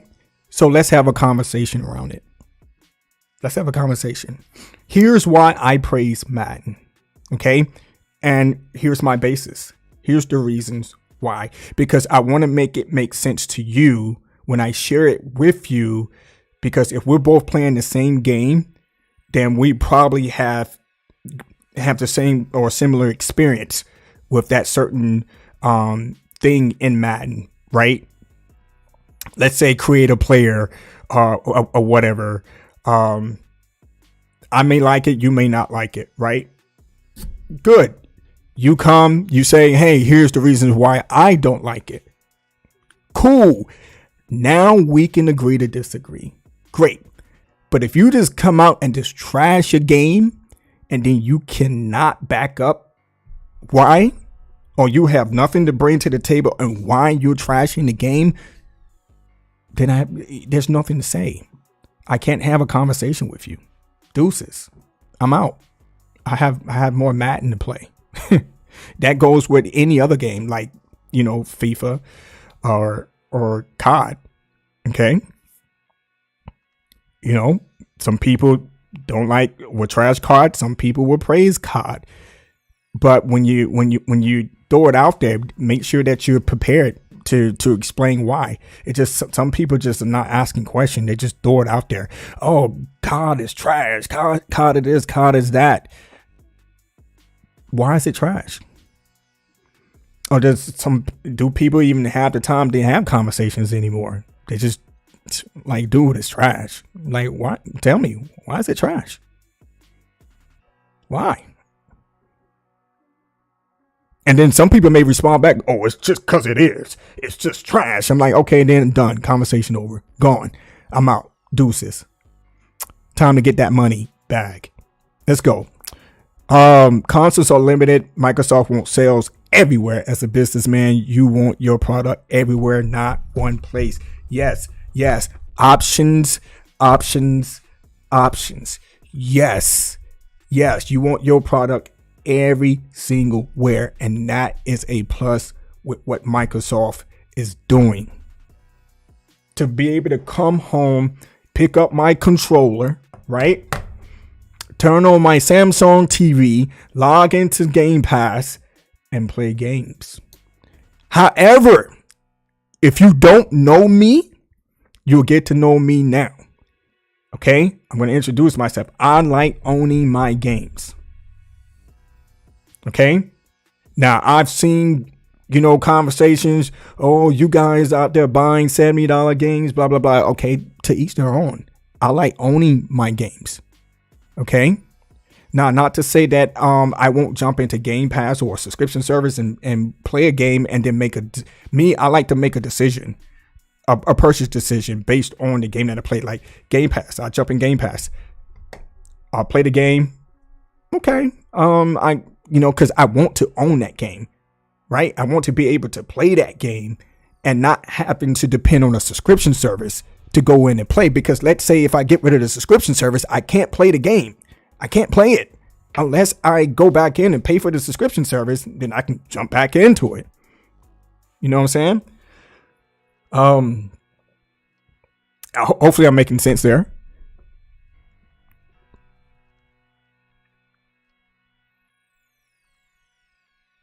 And yes, consoles are limited to what they can do, and I think the Thinker he emphasized on that very, very well, because these consoles are very, very limited into what they can do as far as the technology within the console, and that is a hindrance for game developers. Game developers, and shout out to the Thinker on this. Game developers have a vision of the type of game that they want to make. They have this huge vision, but they're limited to the hardware that they've been provided. And so let's say if they want to, they want this piece of the game to be like, oh my goodness, out of this world. But the console only gives you, certain, limited areas where you can even try to even get there. I'm like, man, we can't do it. So we're going to have to go with what we have. So, and with Phil Spencer making such statements like, we want to make sure that our studios have the tools and resources that they need to develop their games to put on the console, then I something that I don't understand with that is then what's the problem? Why is it so difficult to develop on the console, the Xbox Series X? Why? Do they really have the tools and resources to build their games on the console? It's not the console's fault. It's, do they really have the tools and resources to develop their vision of a video game on that console?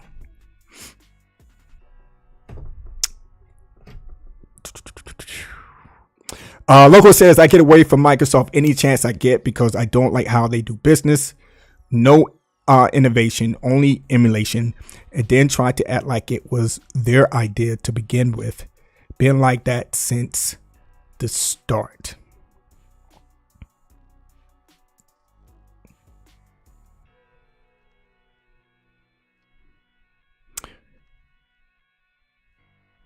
RoboCop game is a great game. I will check out RoboCop, Moneybag, and the Thinker. Matter of fact, you know what? I'll get it today.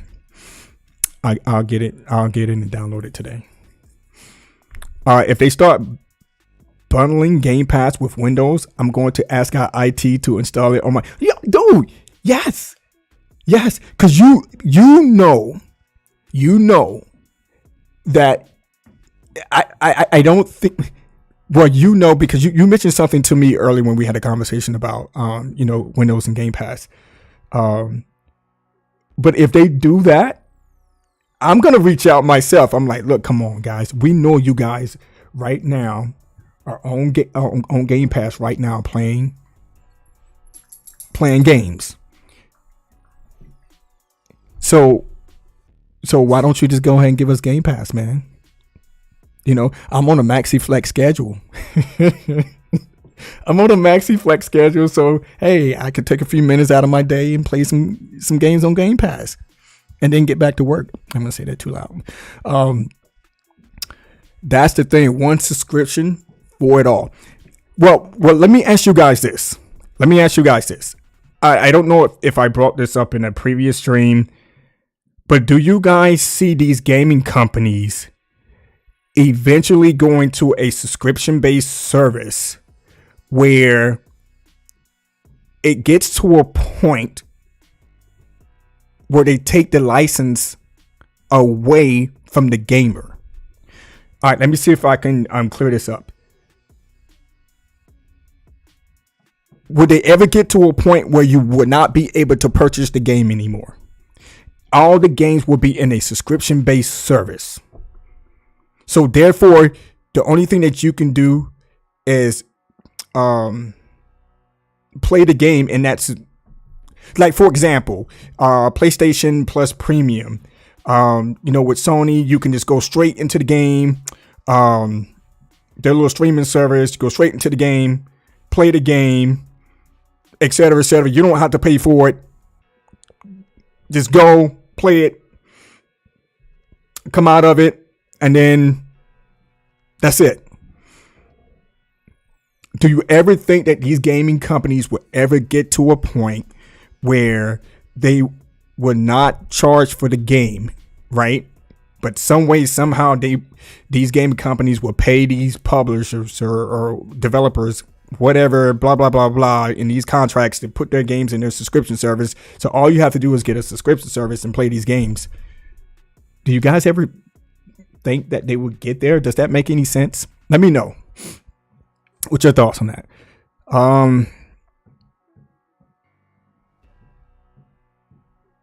Why Window is going sub? Only way for them to get those numbers they want. Yes.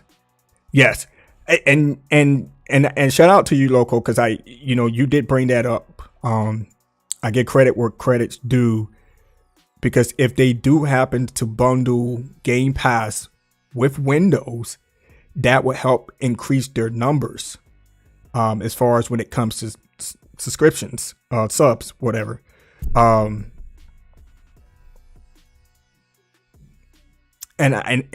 we say that based on what Phil Spencer, what was being said, that, hey, if we don't meet these numbers, or et cetera, unquote, then we may end up moving out of the gaming space. So that's why I said unquote. I have to revisit that article or on that story there.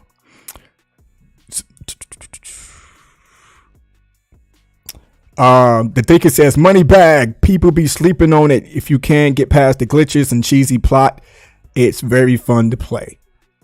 I'll get it today. I'll get it.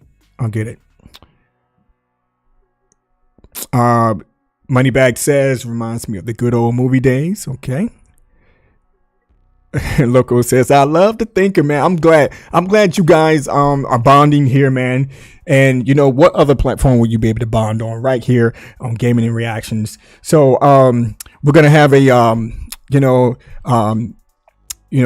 wedding today. Between Loco 209 and the Thinker. They're gonna come together in holy matrimony. So I'm gonna be the guy, that brings them together, that joins them together under the the Almighty. So we're gonna do that on a live stream. You know what I'm saying? Loco 209 and the Thinker marriage right here on Gaming and Reactions. You don't want to miss that, man. That's gonna be something else. Let's go. I love it. They can say, yep, felt like playing a cheesy 80s action flick. Love it. Hold on here. Let me do something here. Let me move this over here.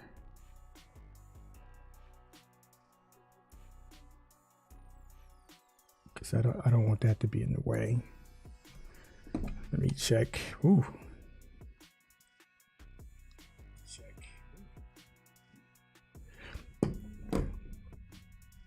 All right.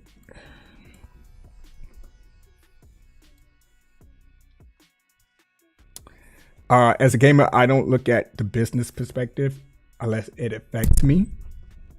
I only care about just the games or who is bringing the games. As a gamer, want to play. Okay.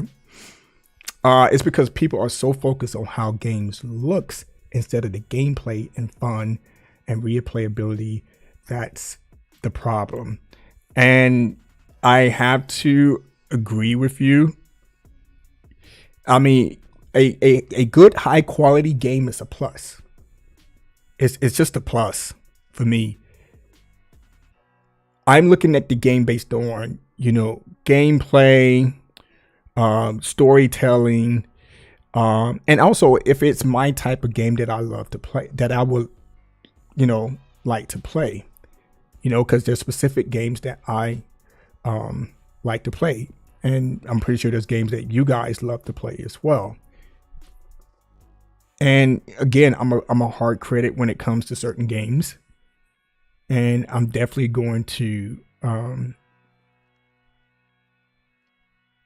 speak my mind or give my opinion, but I am going to make it make sense. I'm not just going to just throw something out there, and not make sense with it,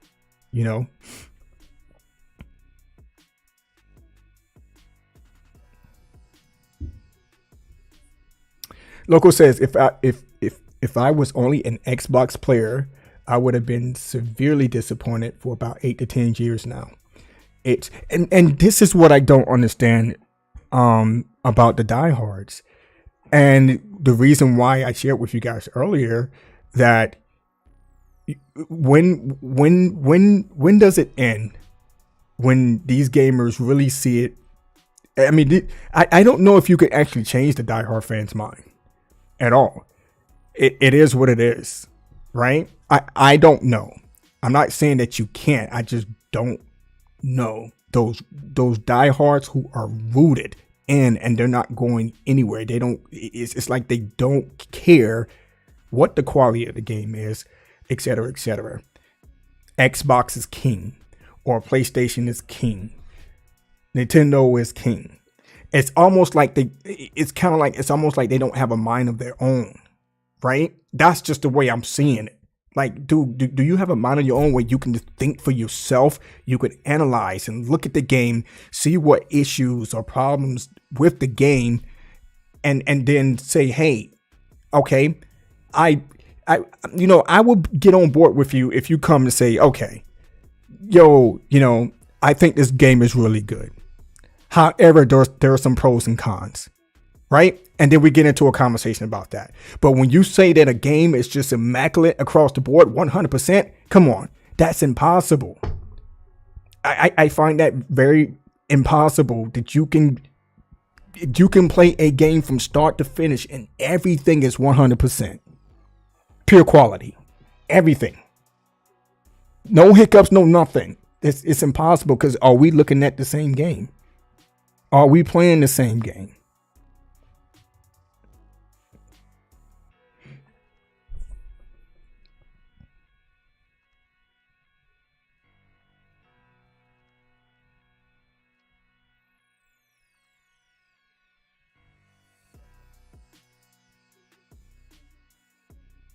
They haven't made me want to buy another Xbox. Not my bad. That's all on them. Hey, Tease, and we talked about that as well.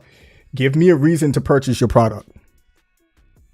Xbox is gonna have to give me a reason to purchase their product. Sony is gonna have to give me a reason to purchase their product. Give me a reason.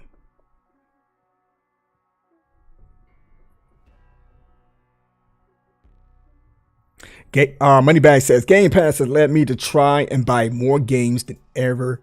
For me, I own 250 games on PC. Woo!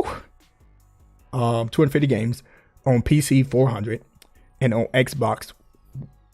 Hold, I think I got it backwards here. I own 250 games on PC, 400. Is it 250 games on PC, 400 on Xbox, and 100? Okay. All right. So 250 games on PC, 400 on Xbox, and 100 on PlayStation. Man, that's a lot of games. Let's go. Let's go, man. Let's go. Local says I own about 850, all bought on PlayStation. Woo! I own a handful of Xbox games and a few handful of Nintendo games.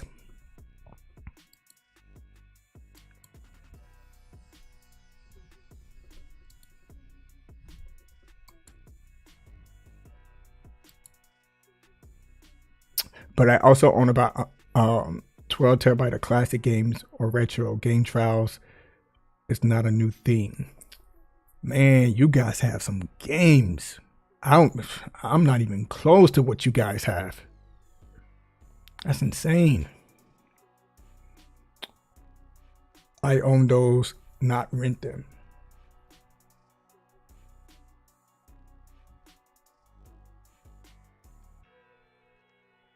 See, this is why I cancel Game Pass.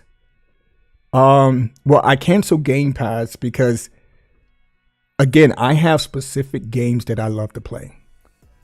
And even though Game Pass has a lot of, I'm pretty sure a lot of good games there, again, to each their own. But I canceled Game Pass because there wasn't any games there that I wanted to play outside of the games that I love to play. And I own those games. So that's why I don't have Game Pass. My PlayStation Plus is already set to cancel June or July. I think it's June. No, July of 2024, because there's nothing on PlayStation Plus Premium that I really want to play. I mean, it just nothing that it's nothing that that's just my opinion, guys. Just me. Okay. And so I went ahead and canceled the subscription until Sony brings some more value to warrant the $160. I think it's $160 a year for PlayStation Plus Premium. I'm not going to be paying you $160, which I know for a fact I'm not going to be in the subscription service like that. That's like a waste to me. Now, if I'm going to be playing PlayStation games every single day, and if I didn't care and I'm just play any type of game, then fine. I mean, it would justify the $160. But if I'm not even going to be in the service like daily, then I'm not going to pay $160 a year for the subscription service. Just not going to do it. Now, for other subscription services like Netflix and Hulu, we're in there just about every day. Me and the wife actually watched the American version of the Squid Game. Finished that. I thought that was pretty good. We just rewatched the actual Squid Game. Right now I'm watching Shameless. I finished up Wednesday. I'm not sure if you guys have Netflix or Hulu. Watched Wednesday. I thought that series was pretty good. I have some other shows and movies and series that I want to watch as well. And my wife, she loves to watch the Korean. My wife is Japanese, so she likes to watch the Korean shows on Netflix. So she's in Netflix every single day. And that's what I'm talking about. Like, hey, you know, does this justify us paying $17 a month, however much it costs to be in Netflix or, Hulu or whatever. So it's the same thing with, PlayStation Plus Premium or any of the tiers PlayStation is offering. Does it justify me paying that month a whole year? And not saying that it's bad. It's just that I'm not in the service like every single day. So to me, it's kind of like I can take that money and invest it. So shout out to the thinker. I can take that money and invest it in something else that's worthwhile. The thinker has given me a lot of, good information on investments and investing my money properly. So that, we're ahead. But you guys got a lot of games. That's crazy, man. 800. So Moneybag, you have like what? 4, 5, 6, 750 games? Divided between the platforms that you have. You don't have a Nintendo Switch? And Loco has 850 games on one platform. That's insane. I'm not even close. Um, no, because that'll cut off a substantial revenue stream. Even if it were only digital, physical media will slowly decline. How? Yes, physical media. Oh, so you're answering the question that I asked earlier. Okay, I got you. I got you.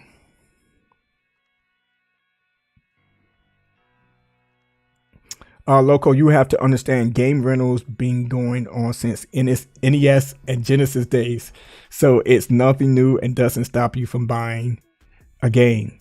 Man, you guys remember those days, man? I used to go down to the, either Blockbuster or you go down to the little, back in North Carolina, we had these like arcade slash rental businesses. We go in, we buy this, we rent the Super Nintendo game or the Genesis game, go to my cousin's house, and play it, blah, blah, blah. And then well, those were days where we couldn't afford it. Games back then were $60.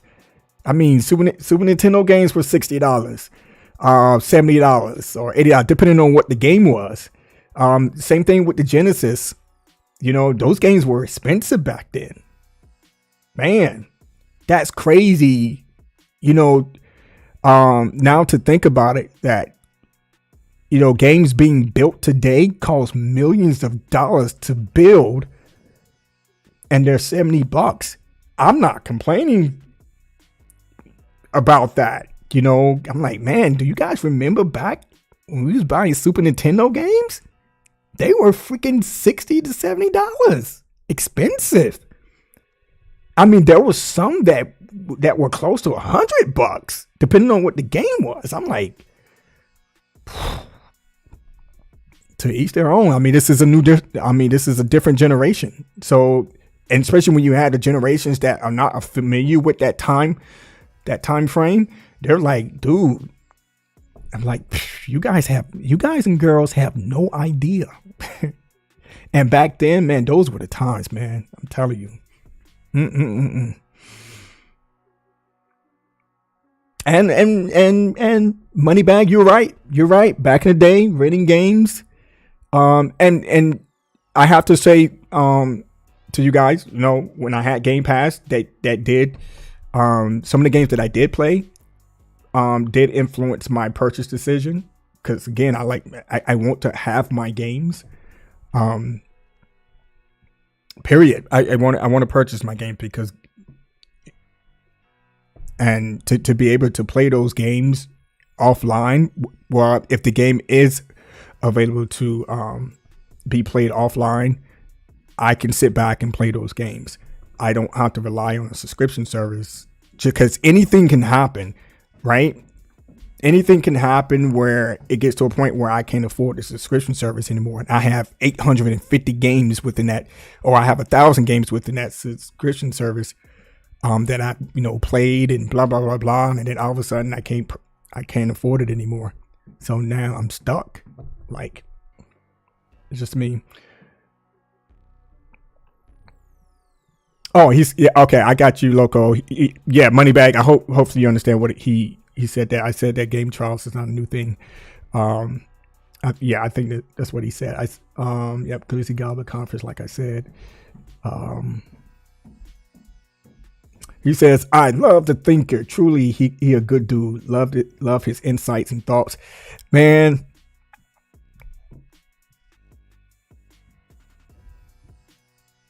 Well, hopefully you can say a few jokes to get him to laugh.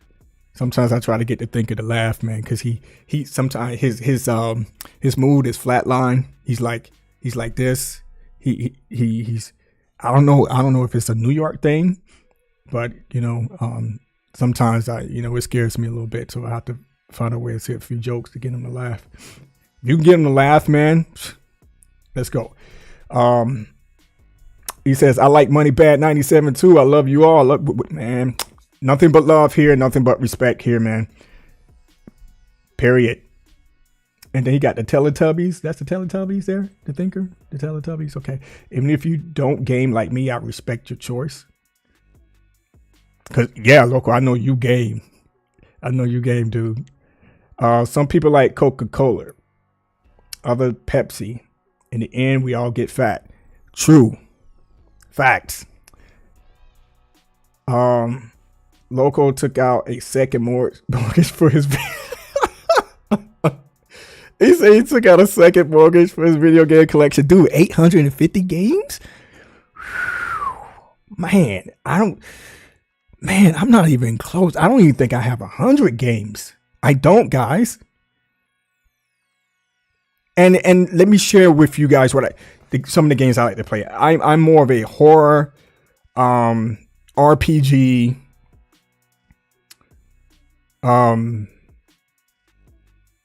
type of gamer. I mean, action. I like the action adventure games too. But those are my main types of games is horrors and RPGs. I'm a Final Fantasy. I just love Final Fantasy. I grew up on Final Fantasy, and it's just been there ever since. Resident Evil, Silent Hill, all the horror genre. I do like playing Call of Duty as well. I like my shooters. But those main games that I love to play. And yes, do I need to have a variety in my life? Yes. But it's just something that I can't really get into this. Now, not to say that won't happen, because Loco, if you remember, we live streamed Little Nightmares, right? Even though it's a horror type genre, but those type of scrolling games, 2D scrolling, 2D/3D scrolling games are not my cup of tea, really. I really, I kind of left that behind. I want the type of game that you see up on the screen, right? That whole environment type, moving around. And I didn't think I was going to love Little Nightmares, but I fell in love with Little Nightmares. So we live streamed Little Nightmares 1 and 2, and these guys were here with me every single day that I live streamed and helped me out through that game, those two games. And so there may be a game that may just pop up every now and then, and it just stick to me. I'm like, for example, Hi-Fi Rush. I mean, when Hi-Fi Rush came out, we was chilling at the crib. Well, not here. We was chilling at one of my boys' cribs, and we actually beat the game. And that night, we had a little get together, and my kids were there, and then Hi-Fi Rush. You'd be like, yeah, we're gonna play Hi-Fi Rush, and then we played Hi-Fi Rush that entire freaking. And I didn't think I was gonna like that game. I was like, it looks good, great. And then we played it. And I was like, oh, okay. Microsoft is, throwing a little shadow drop out there. It just turned out to be a pretty good game. Now, for Game of the Year, nah. So I guess it depends. I just have my specific games that I love to play. So again, I don't even think I have 100 games on a PlayStation or Xbox at all, period. So, man, you guys, he said he took out a second mortgage. That's crazy. He says, I've been a collector since I was T5. I'll be sub to PlayStation 2 tiers, but I own a majority of the games on offer. Okay. Happy with standard PlayStation Plus. Got you. Now, I like what Sony is still doing, with the free games. But some of those free games, it's like, I mean, would you really play those free games? Like, some of them, I'm not going to play that game. Maybe 1 out of the 3, or if we get lucky, we get 2 out of 3, or we get 3 out of 3, hopefully, one day. But to each their own, because everyone, have their preferences and what type of games they play, and that's okay. Thousands of games I run on PC with my. Now, I did get the. I have this little box. Hold on.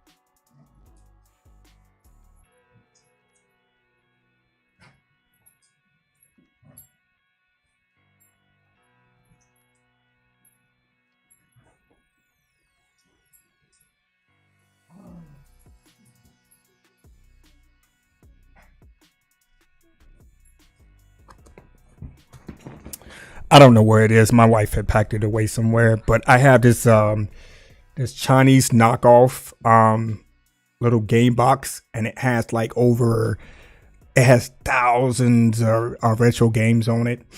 And I tried to hook it up to the stream to see if I can, live stream, but it didn't work out. So I'm going to have to try probably at another time and see what I need to be able to do that so that we can scroll through the category. I mean, it has like thousands of games. I'm like, holy freaking cow, bunch of classics, et cetera, et cetera. So, and I also have a couple of emulators here. And as you guys know, we did some live streaming of, what was it, Mario Brothers. We played Mario, the original Mario Brothers, then Super Mario Brothers 3, played a little bit of Mike Tyson Punch Out, Super Mario World. There's some other games, Super Nintendo games, Sega games, Nintendo games, and stuff like that on those emulators I got. So, man, Mortal Kombat 2, 3, and my favorite game of all time, Ninja Gaiden. So, love it.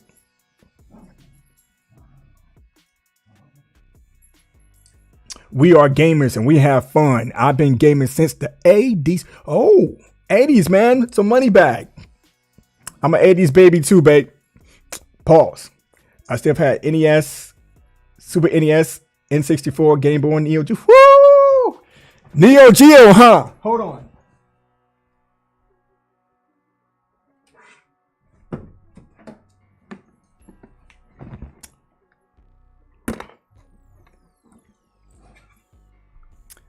Money bags, you still here?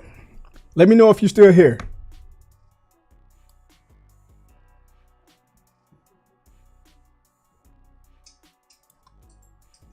Let me know in the chat if you're still here. He says he still has the NES, Super NES, Nintendo 64, Game Boy, Neo Geo, Vita, PlayStation 1, 2, 3, 4, Xbox, Xbox 360, Xbox One, Sega Genesis, Dreamcast, and Atari Jaguar. Oh man, this is a gamer's heaven right here. Oh my goodness. I remember when games were $100. Yes. Some games back then were like $100, close to $100. Nah, the thicker is just what I do. I'm a gamer. My whole household are gamers. Yes, that's true. Been an avid gamer since I was 5. I'm a beast at gaming. Yes, he is. They be cheating, man. I'm telling you, Loco, and D Nice, Loco, D Nice, and some others. They be cheating, man. They be. I don't know what it is, man. We get into Call of Duty and I'm like, man, come on, man. Y'all know y'all got the little cheat device hooked up to your system, and y'all be hitting me up, man. I'm messing. But yeah, they're really good, man. Respect. Since 79, myself, my full range of emotions. They better not Oh yes, Silent Hill 2 remake. I am excited for this game. Okay, I don't know how many of you guys are excited for Silent Hill 2 remake. Just keep it in the oven. Me, I understand. I can't speak for anyone else. Keep it in the oven because it's out of our control. I would rather have a less buggy mess of a game, and you can't mess up the story. Just do it right. Just do it right, please. If you mess up Silent Hill 2 remake, then I don't know what to tell you. This is gonna be. It's gonna be an interesting time because there's gonna be a lot of conversations around that. I don't know who the studio that's behind it. Blobber team or whatever they're called. I don't know. I don't remember. But if they mess it up, then I don't know what to tell you. Fortnite, Big Bang, yes. Loco is always on Fortnite. They do the Fortnite big time, man. You guys should go to like some of these events, man, that they have. I could see you guys, on the show floor, playing Fortnite as much as you guys play it. Lego and Fortnite, Eminem concert in Fortnite. Eminem concert in Fortnite right now? What? Love y'all all, man. We nothing but love here, man. I got those laser sights. Money Bag says respect. Yo, Money Bags. What Neo Geo games do you have?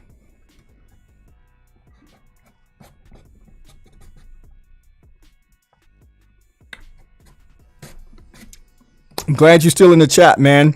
What Neo Geo games do you have? And also, you remember this?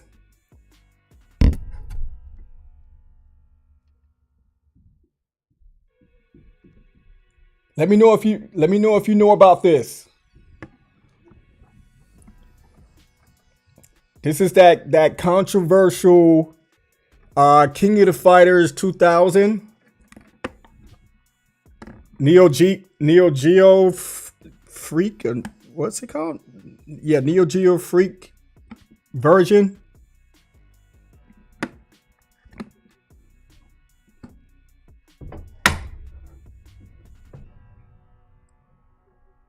Man, I have this thing for a while. I have some other Neo Geo games as well. Let me see what I have.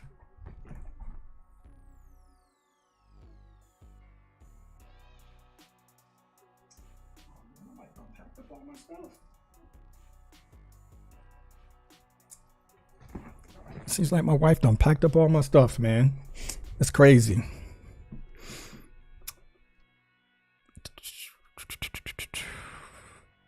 Low and slow. I don't want no dry A turkey. Gotcha. I agree with you 100%. He says I only played since June and I'm hooked.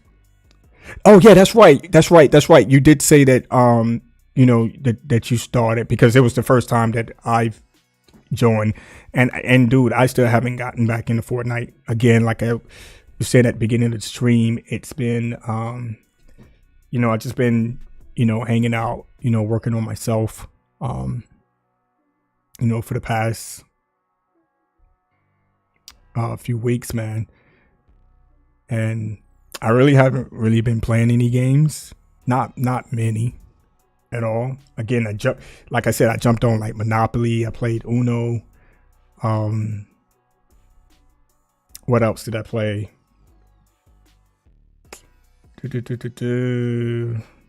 I just beat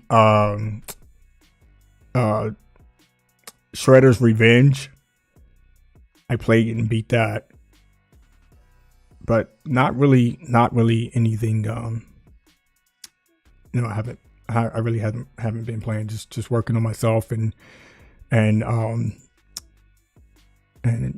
doing work and other stuff like that.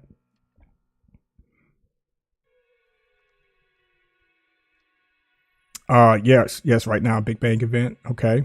Money Bad says SNK Fighters, Metal Slug, and like 10 other games I used to love. King of Fighters. Woo! Yeah, actually, I did play King of Fighters. I was playing King of Fighters 15. Man, I'm loving it still. But I had to make room for some other games. So I had to delete that for now, but I was playing it, just to get back into the feel of it. And for those of you, I'm pretty sure you guys are familiar with the Neo Geo days. The Neo Geo collection for me didn't come around till later because you guys know, like I know, the Neo Geo was expensive. The games were expensive and we could not afford any of those games. I couldn't even afford the Neo Geo at all, period. And the only time I was able to play any Neo Geo games were in the arcades. So if we wanted to play Samurai Showdown, we was in the arcade. If we wanted to play Metal Slug, we were in the arcade. When we go down to White Lake, they had this huge They had this huge arcade, and the thinker, I shared with you. Yeah, we had to wait in line. Everybody had their quarters across the arcade machines, and like, man, oh, and the thing is, we were in our, bathing suit, the shorts or whatever, wanting to get in the water, or we get out the water and want to play the games. But we don't want to lose our place in line, because once you step out of line, you stepped out of line. You have to get to the back of the line. Those days when Street Fighter 2 came out at the arcade. But when it came to the Neo Geo, that was the only time we were able to afford to play Neo Geo. So I didn't start collecting Neo Geo games until I would say, 2000. I would say 2008. Yeah, late 2008. Because I fell in love with, Neo Geo, and I just could not afford Neo Geo whatsoever. And so when I was able to do so, I was like, let's get it. So I had a lot of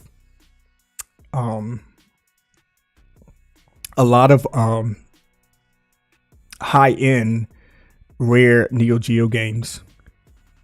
I mean, I had a great collection. I mean, I still have the pictures. So, but I did sell majority of my collection to Press Play out in Pennsylvania.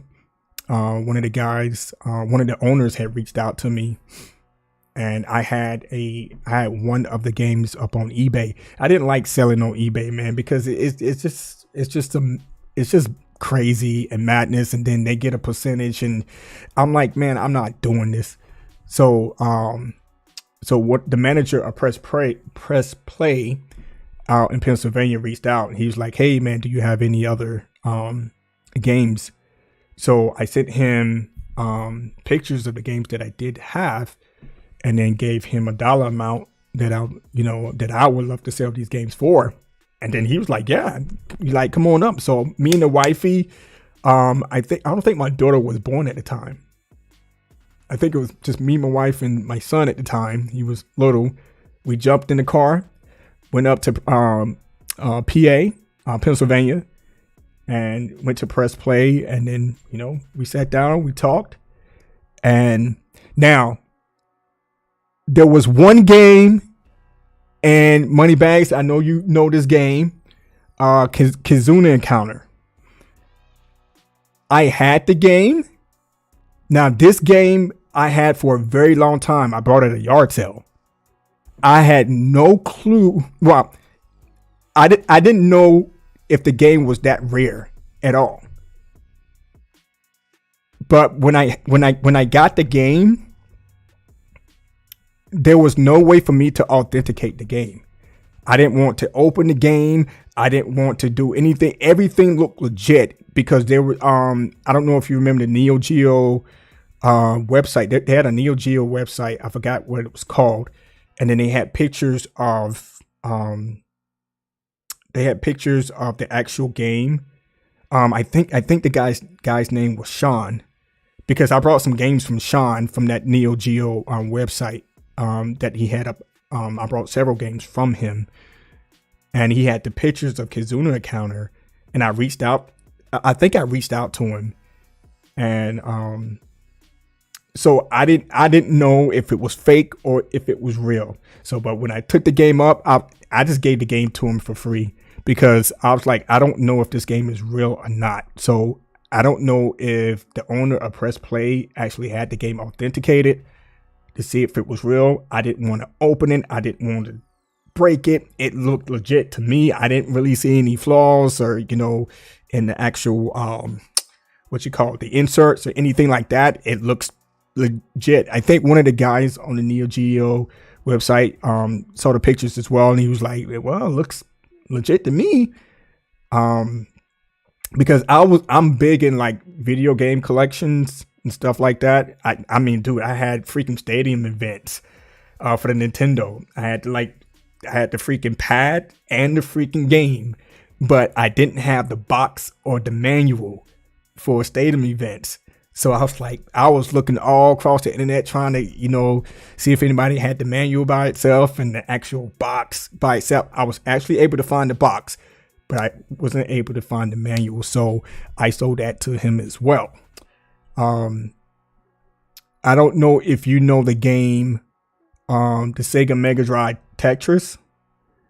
At one point I was following that game, and I was able to see the one that they had at Nakano Broadway in Japan, because me and the family would fly to Japan every year before the pandemic hit. And Nakano Broadway had a copy of the Sega Mega Drive Tetris. And if you don't know the history behind that, apparently I guess there was something with Nintendo in regard to that game. I guess that whole deal fell out, with that game, and it was supposed to come out. And then there was only few of those games that ended up in the wild. And so it was just one of those rare titles. So I was lucky enough to go to Nakano Broadway and snap a picture. I think I still have the picture of it. But we just went we went to Japan, I think a year ago or 2 years ago. And we went to Nakano Broadway, and the owner, had left. So the owner had left and took the game with him. The game is gone. So it's nowhere to be found. So I was like, man, I mean, he would not take any money for it at all. He wouldn't take nothing. He was like, the game's not for sale. I was like, what? Nope, not for sale. So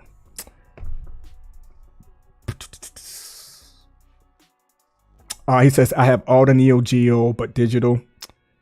Yeah, because I think they came out with a they also came out with a Neo Geo collection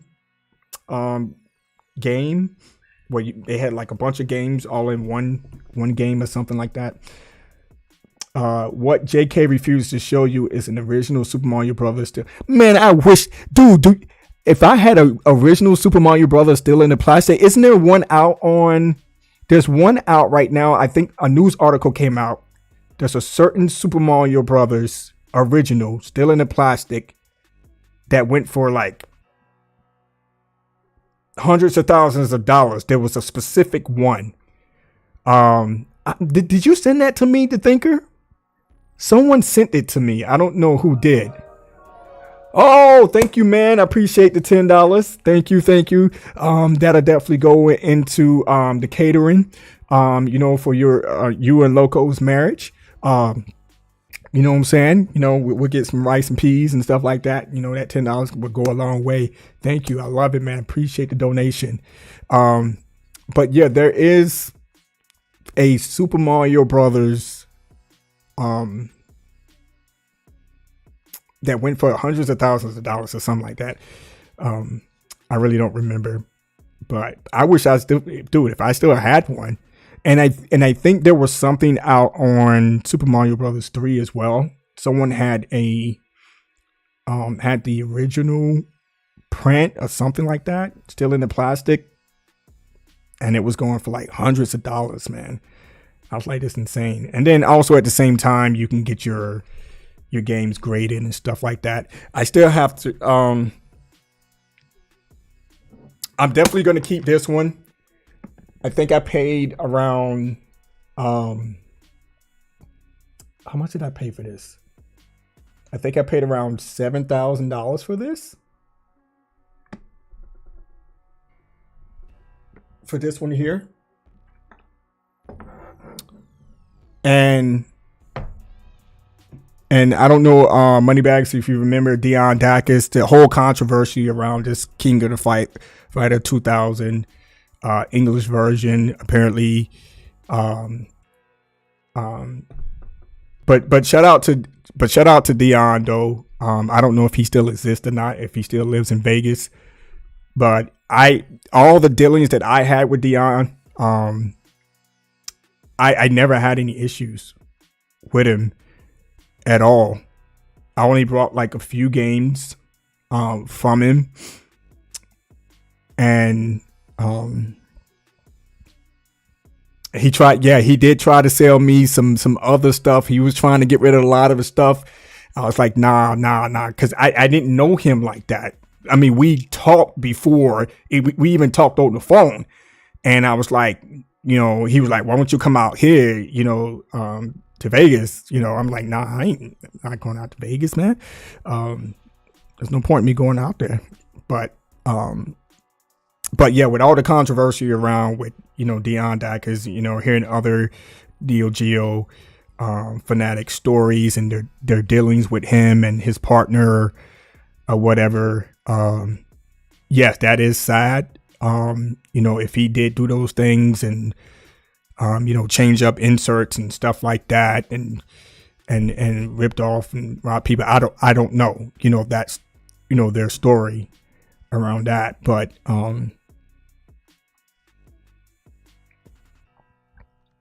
the dealings that I had with him, I only brought like maybe a few games from him, and they all checked out. So I was like, hey man, these games were like thousands of dollars, man.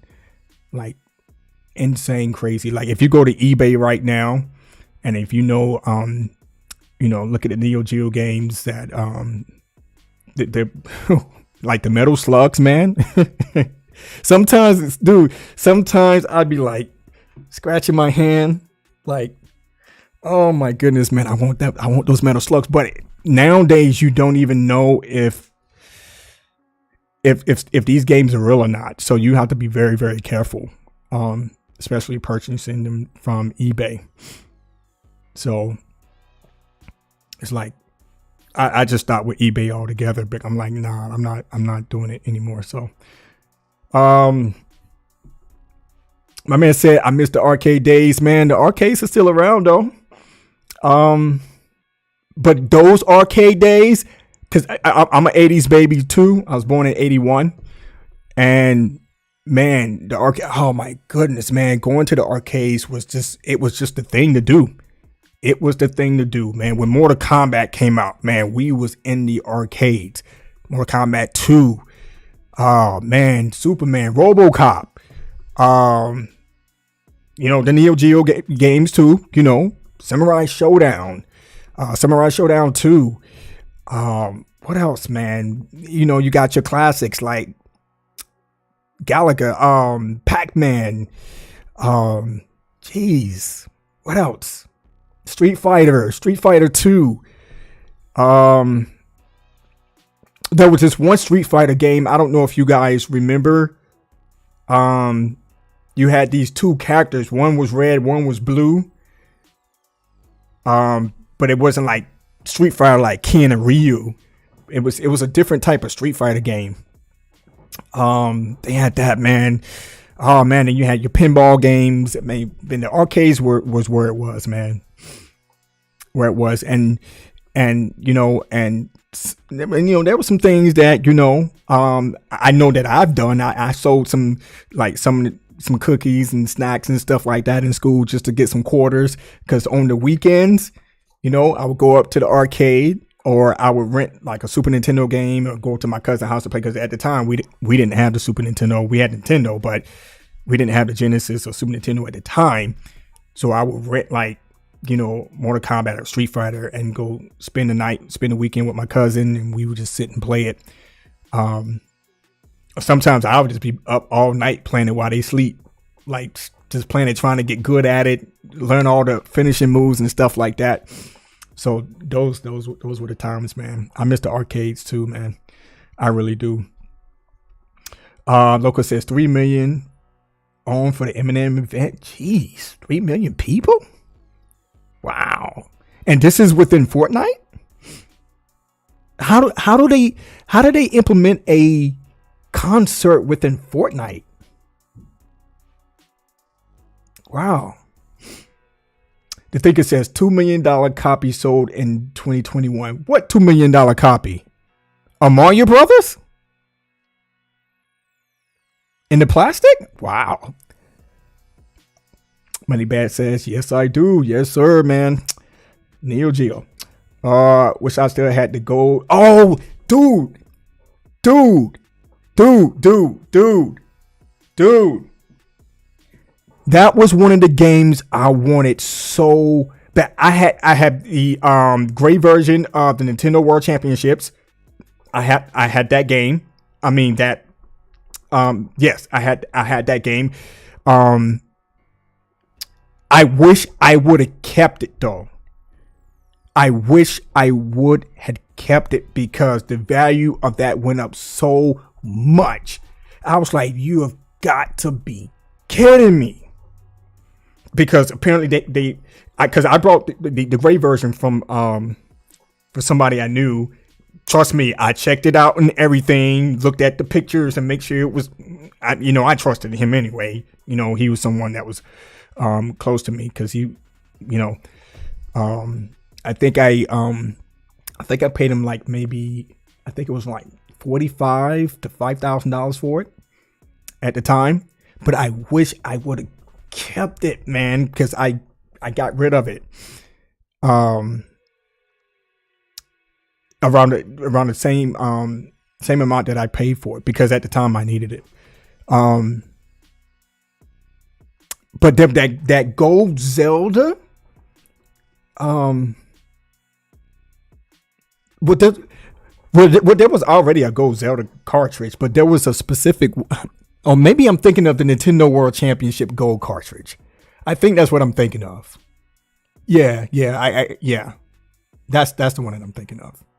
Because they didn't have a Zelda gold cartridge that was worth a lot of money. It was the Nintendo World Championship gold cart. And then there was people somehow taking the actual Zelda casing and building their own like Nintendo World Championship game and selling it on eBay. I think somebody had got caught doing it. And it was a crazy mess. Bubble Bobble is expensive now. That game for Nintendo, that's going for a pretty penny. Bubble Bobble, I remember that game. And Radiant, oh man, dude, one of my favorite games was Nightmare on Elm Street. And then you had the Jason. I like the Nightmare on Elm Street and Jason game, all the Castlevania games on Nintendo. Oh man, Bubble Bobble, DuckTales, Zelda, all the Mario games, Tecmo Bowl. I don't know if you guys remember Tecmo Bowl. Oh my goodness, we used to play that a lot. Super Tecmo Bowl. Wow. What else? Man. Dude, it's just Nintendo had so many games back then. It was just insane. And freaking insane. Cruising USA. Cruising USA, is that was on the Nintendo 64, right? Cruising USA was on the N64. Yes, Bubble Bobble was the joint, man, and I think Bubble Bobble was going for a pretty penny. The last time I've seen it, I don't in the rare video game market.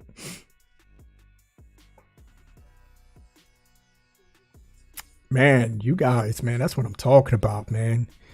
See, this is what I'm talking about. The love of video games. Those who really play video games, who knows the history behind video games. I love having these types of conversations. Man, yeah, Cruising USA. Cruising USA was on PlayStation. Was it PlayStation? Help me out, Canadian. Welcome to the stream, man. Cruising USA. What was Cruising USA on?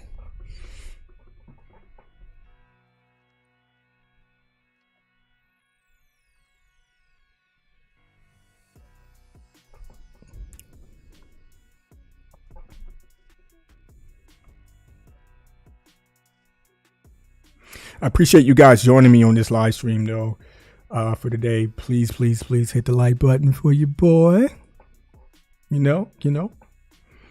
I know it was in the arcade. Yep, I know it was in the arcade. Thank you. Cruising USA was in the arcade. Yes, sir. There was like at least 3 of them, like 3 or 4 of them in a row. Where you can just sit down and, yep. Man, I remember that game. Man.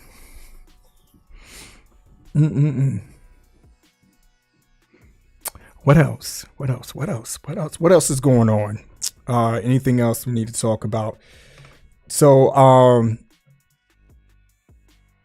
the GTA 6 trailer should be dropping next week. Are you guys excited for that? I don't know if you guys are GTA fans. I'm not a big fan of GTA, but I do enjoy playing GTA. So it's going to be interesting to see what the setting's going to be this time around. Is it going to be within the States somewhere? Is it going to be within a different country?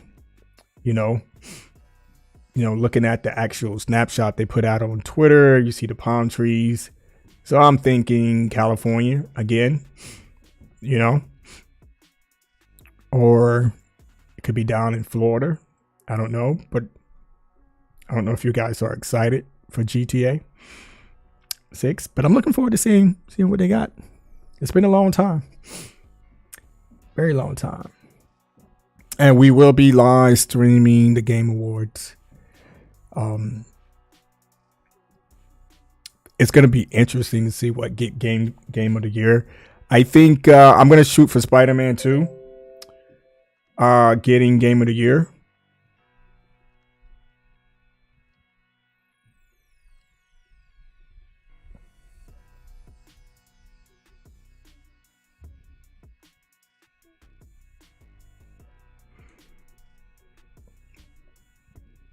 What else is going on? I think we covered mostly everything, man. But I do really appreciate the love, guys. And shout out to you all that that reached out to me to check up on your boy and see how he was doing. Love you guys, man. Always will. And I don't know, man. I have to stop promising you guys, when I'm going to be on here and then I don't even come on here. Something always comes up, or it's something, either it's me dealing with something personal. And as you can see, the thinker just responded. No more Amber Alerts. I know it's been some time, man. It's just, sometimes you just have to, sit back and collect yourself, get yourself together. This is life, right? That we're dealing with. And I got to make sure that I'm healthy. Got to make sure that my family's healthy. I'm here for my family. You know how it is, the thinker. And I'm pretty sure all you guys know how it is. Just got to take care of yourselves the best you can to stay healthy. So that you're here for your family, and especially your kids, continue to teach them, lead them on the right path, and make sure they're good to go. And my kids right now, my son, he's in his junior year, and he's taking all his honor courses this year. So he's only going to have 2 classes in his senior year. So we're going to have to figure out, what that's going to look like, as far as what he's going to be doing. Because he's in the mix of everything. He's taking Taekwondo. Now he's a part of the swim team. He's in the band. He's driving now at the age of 16. He's doing all this stuff. He's teaching in Taekwondo now. He has one more belt to get, and then he's a black belt. So I know he's going to be preparing for that here soon, because he has to know every belt and then I think he has to write an essay why he deserves to be a black belt. So the kid is he's good. The daughter, she's coming into her own. She just turned 15 on the 22nd. So we're gonna be getting her rolling into things as well. So a lot going on, man. You know, just got to stay sane, and plus they're teenagers, so they're growing up. They're outside that security circle. They're being, you know, influenced by the world and their friends and social media. So we just have to make sure they, you know,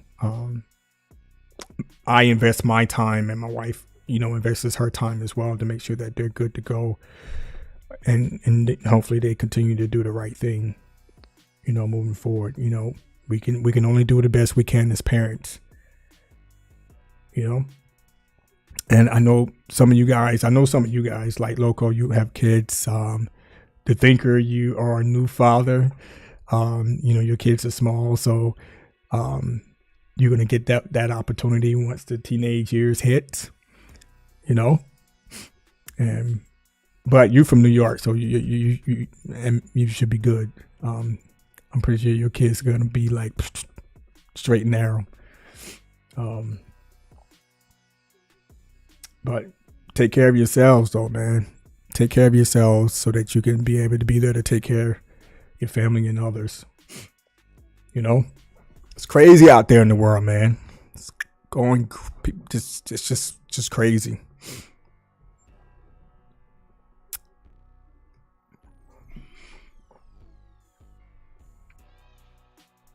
All right, so I'm gonna go back through this. Did I miss anything?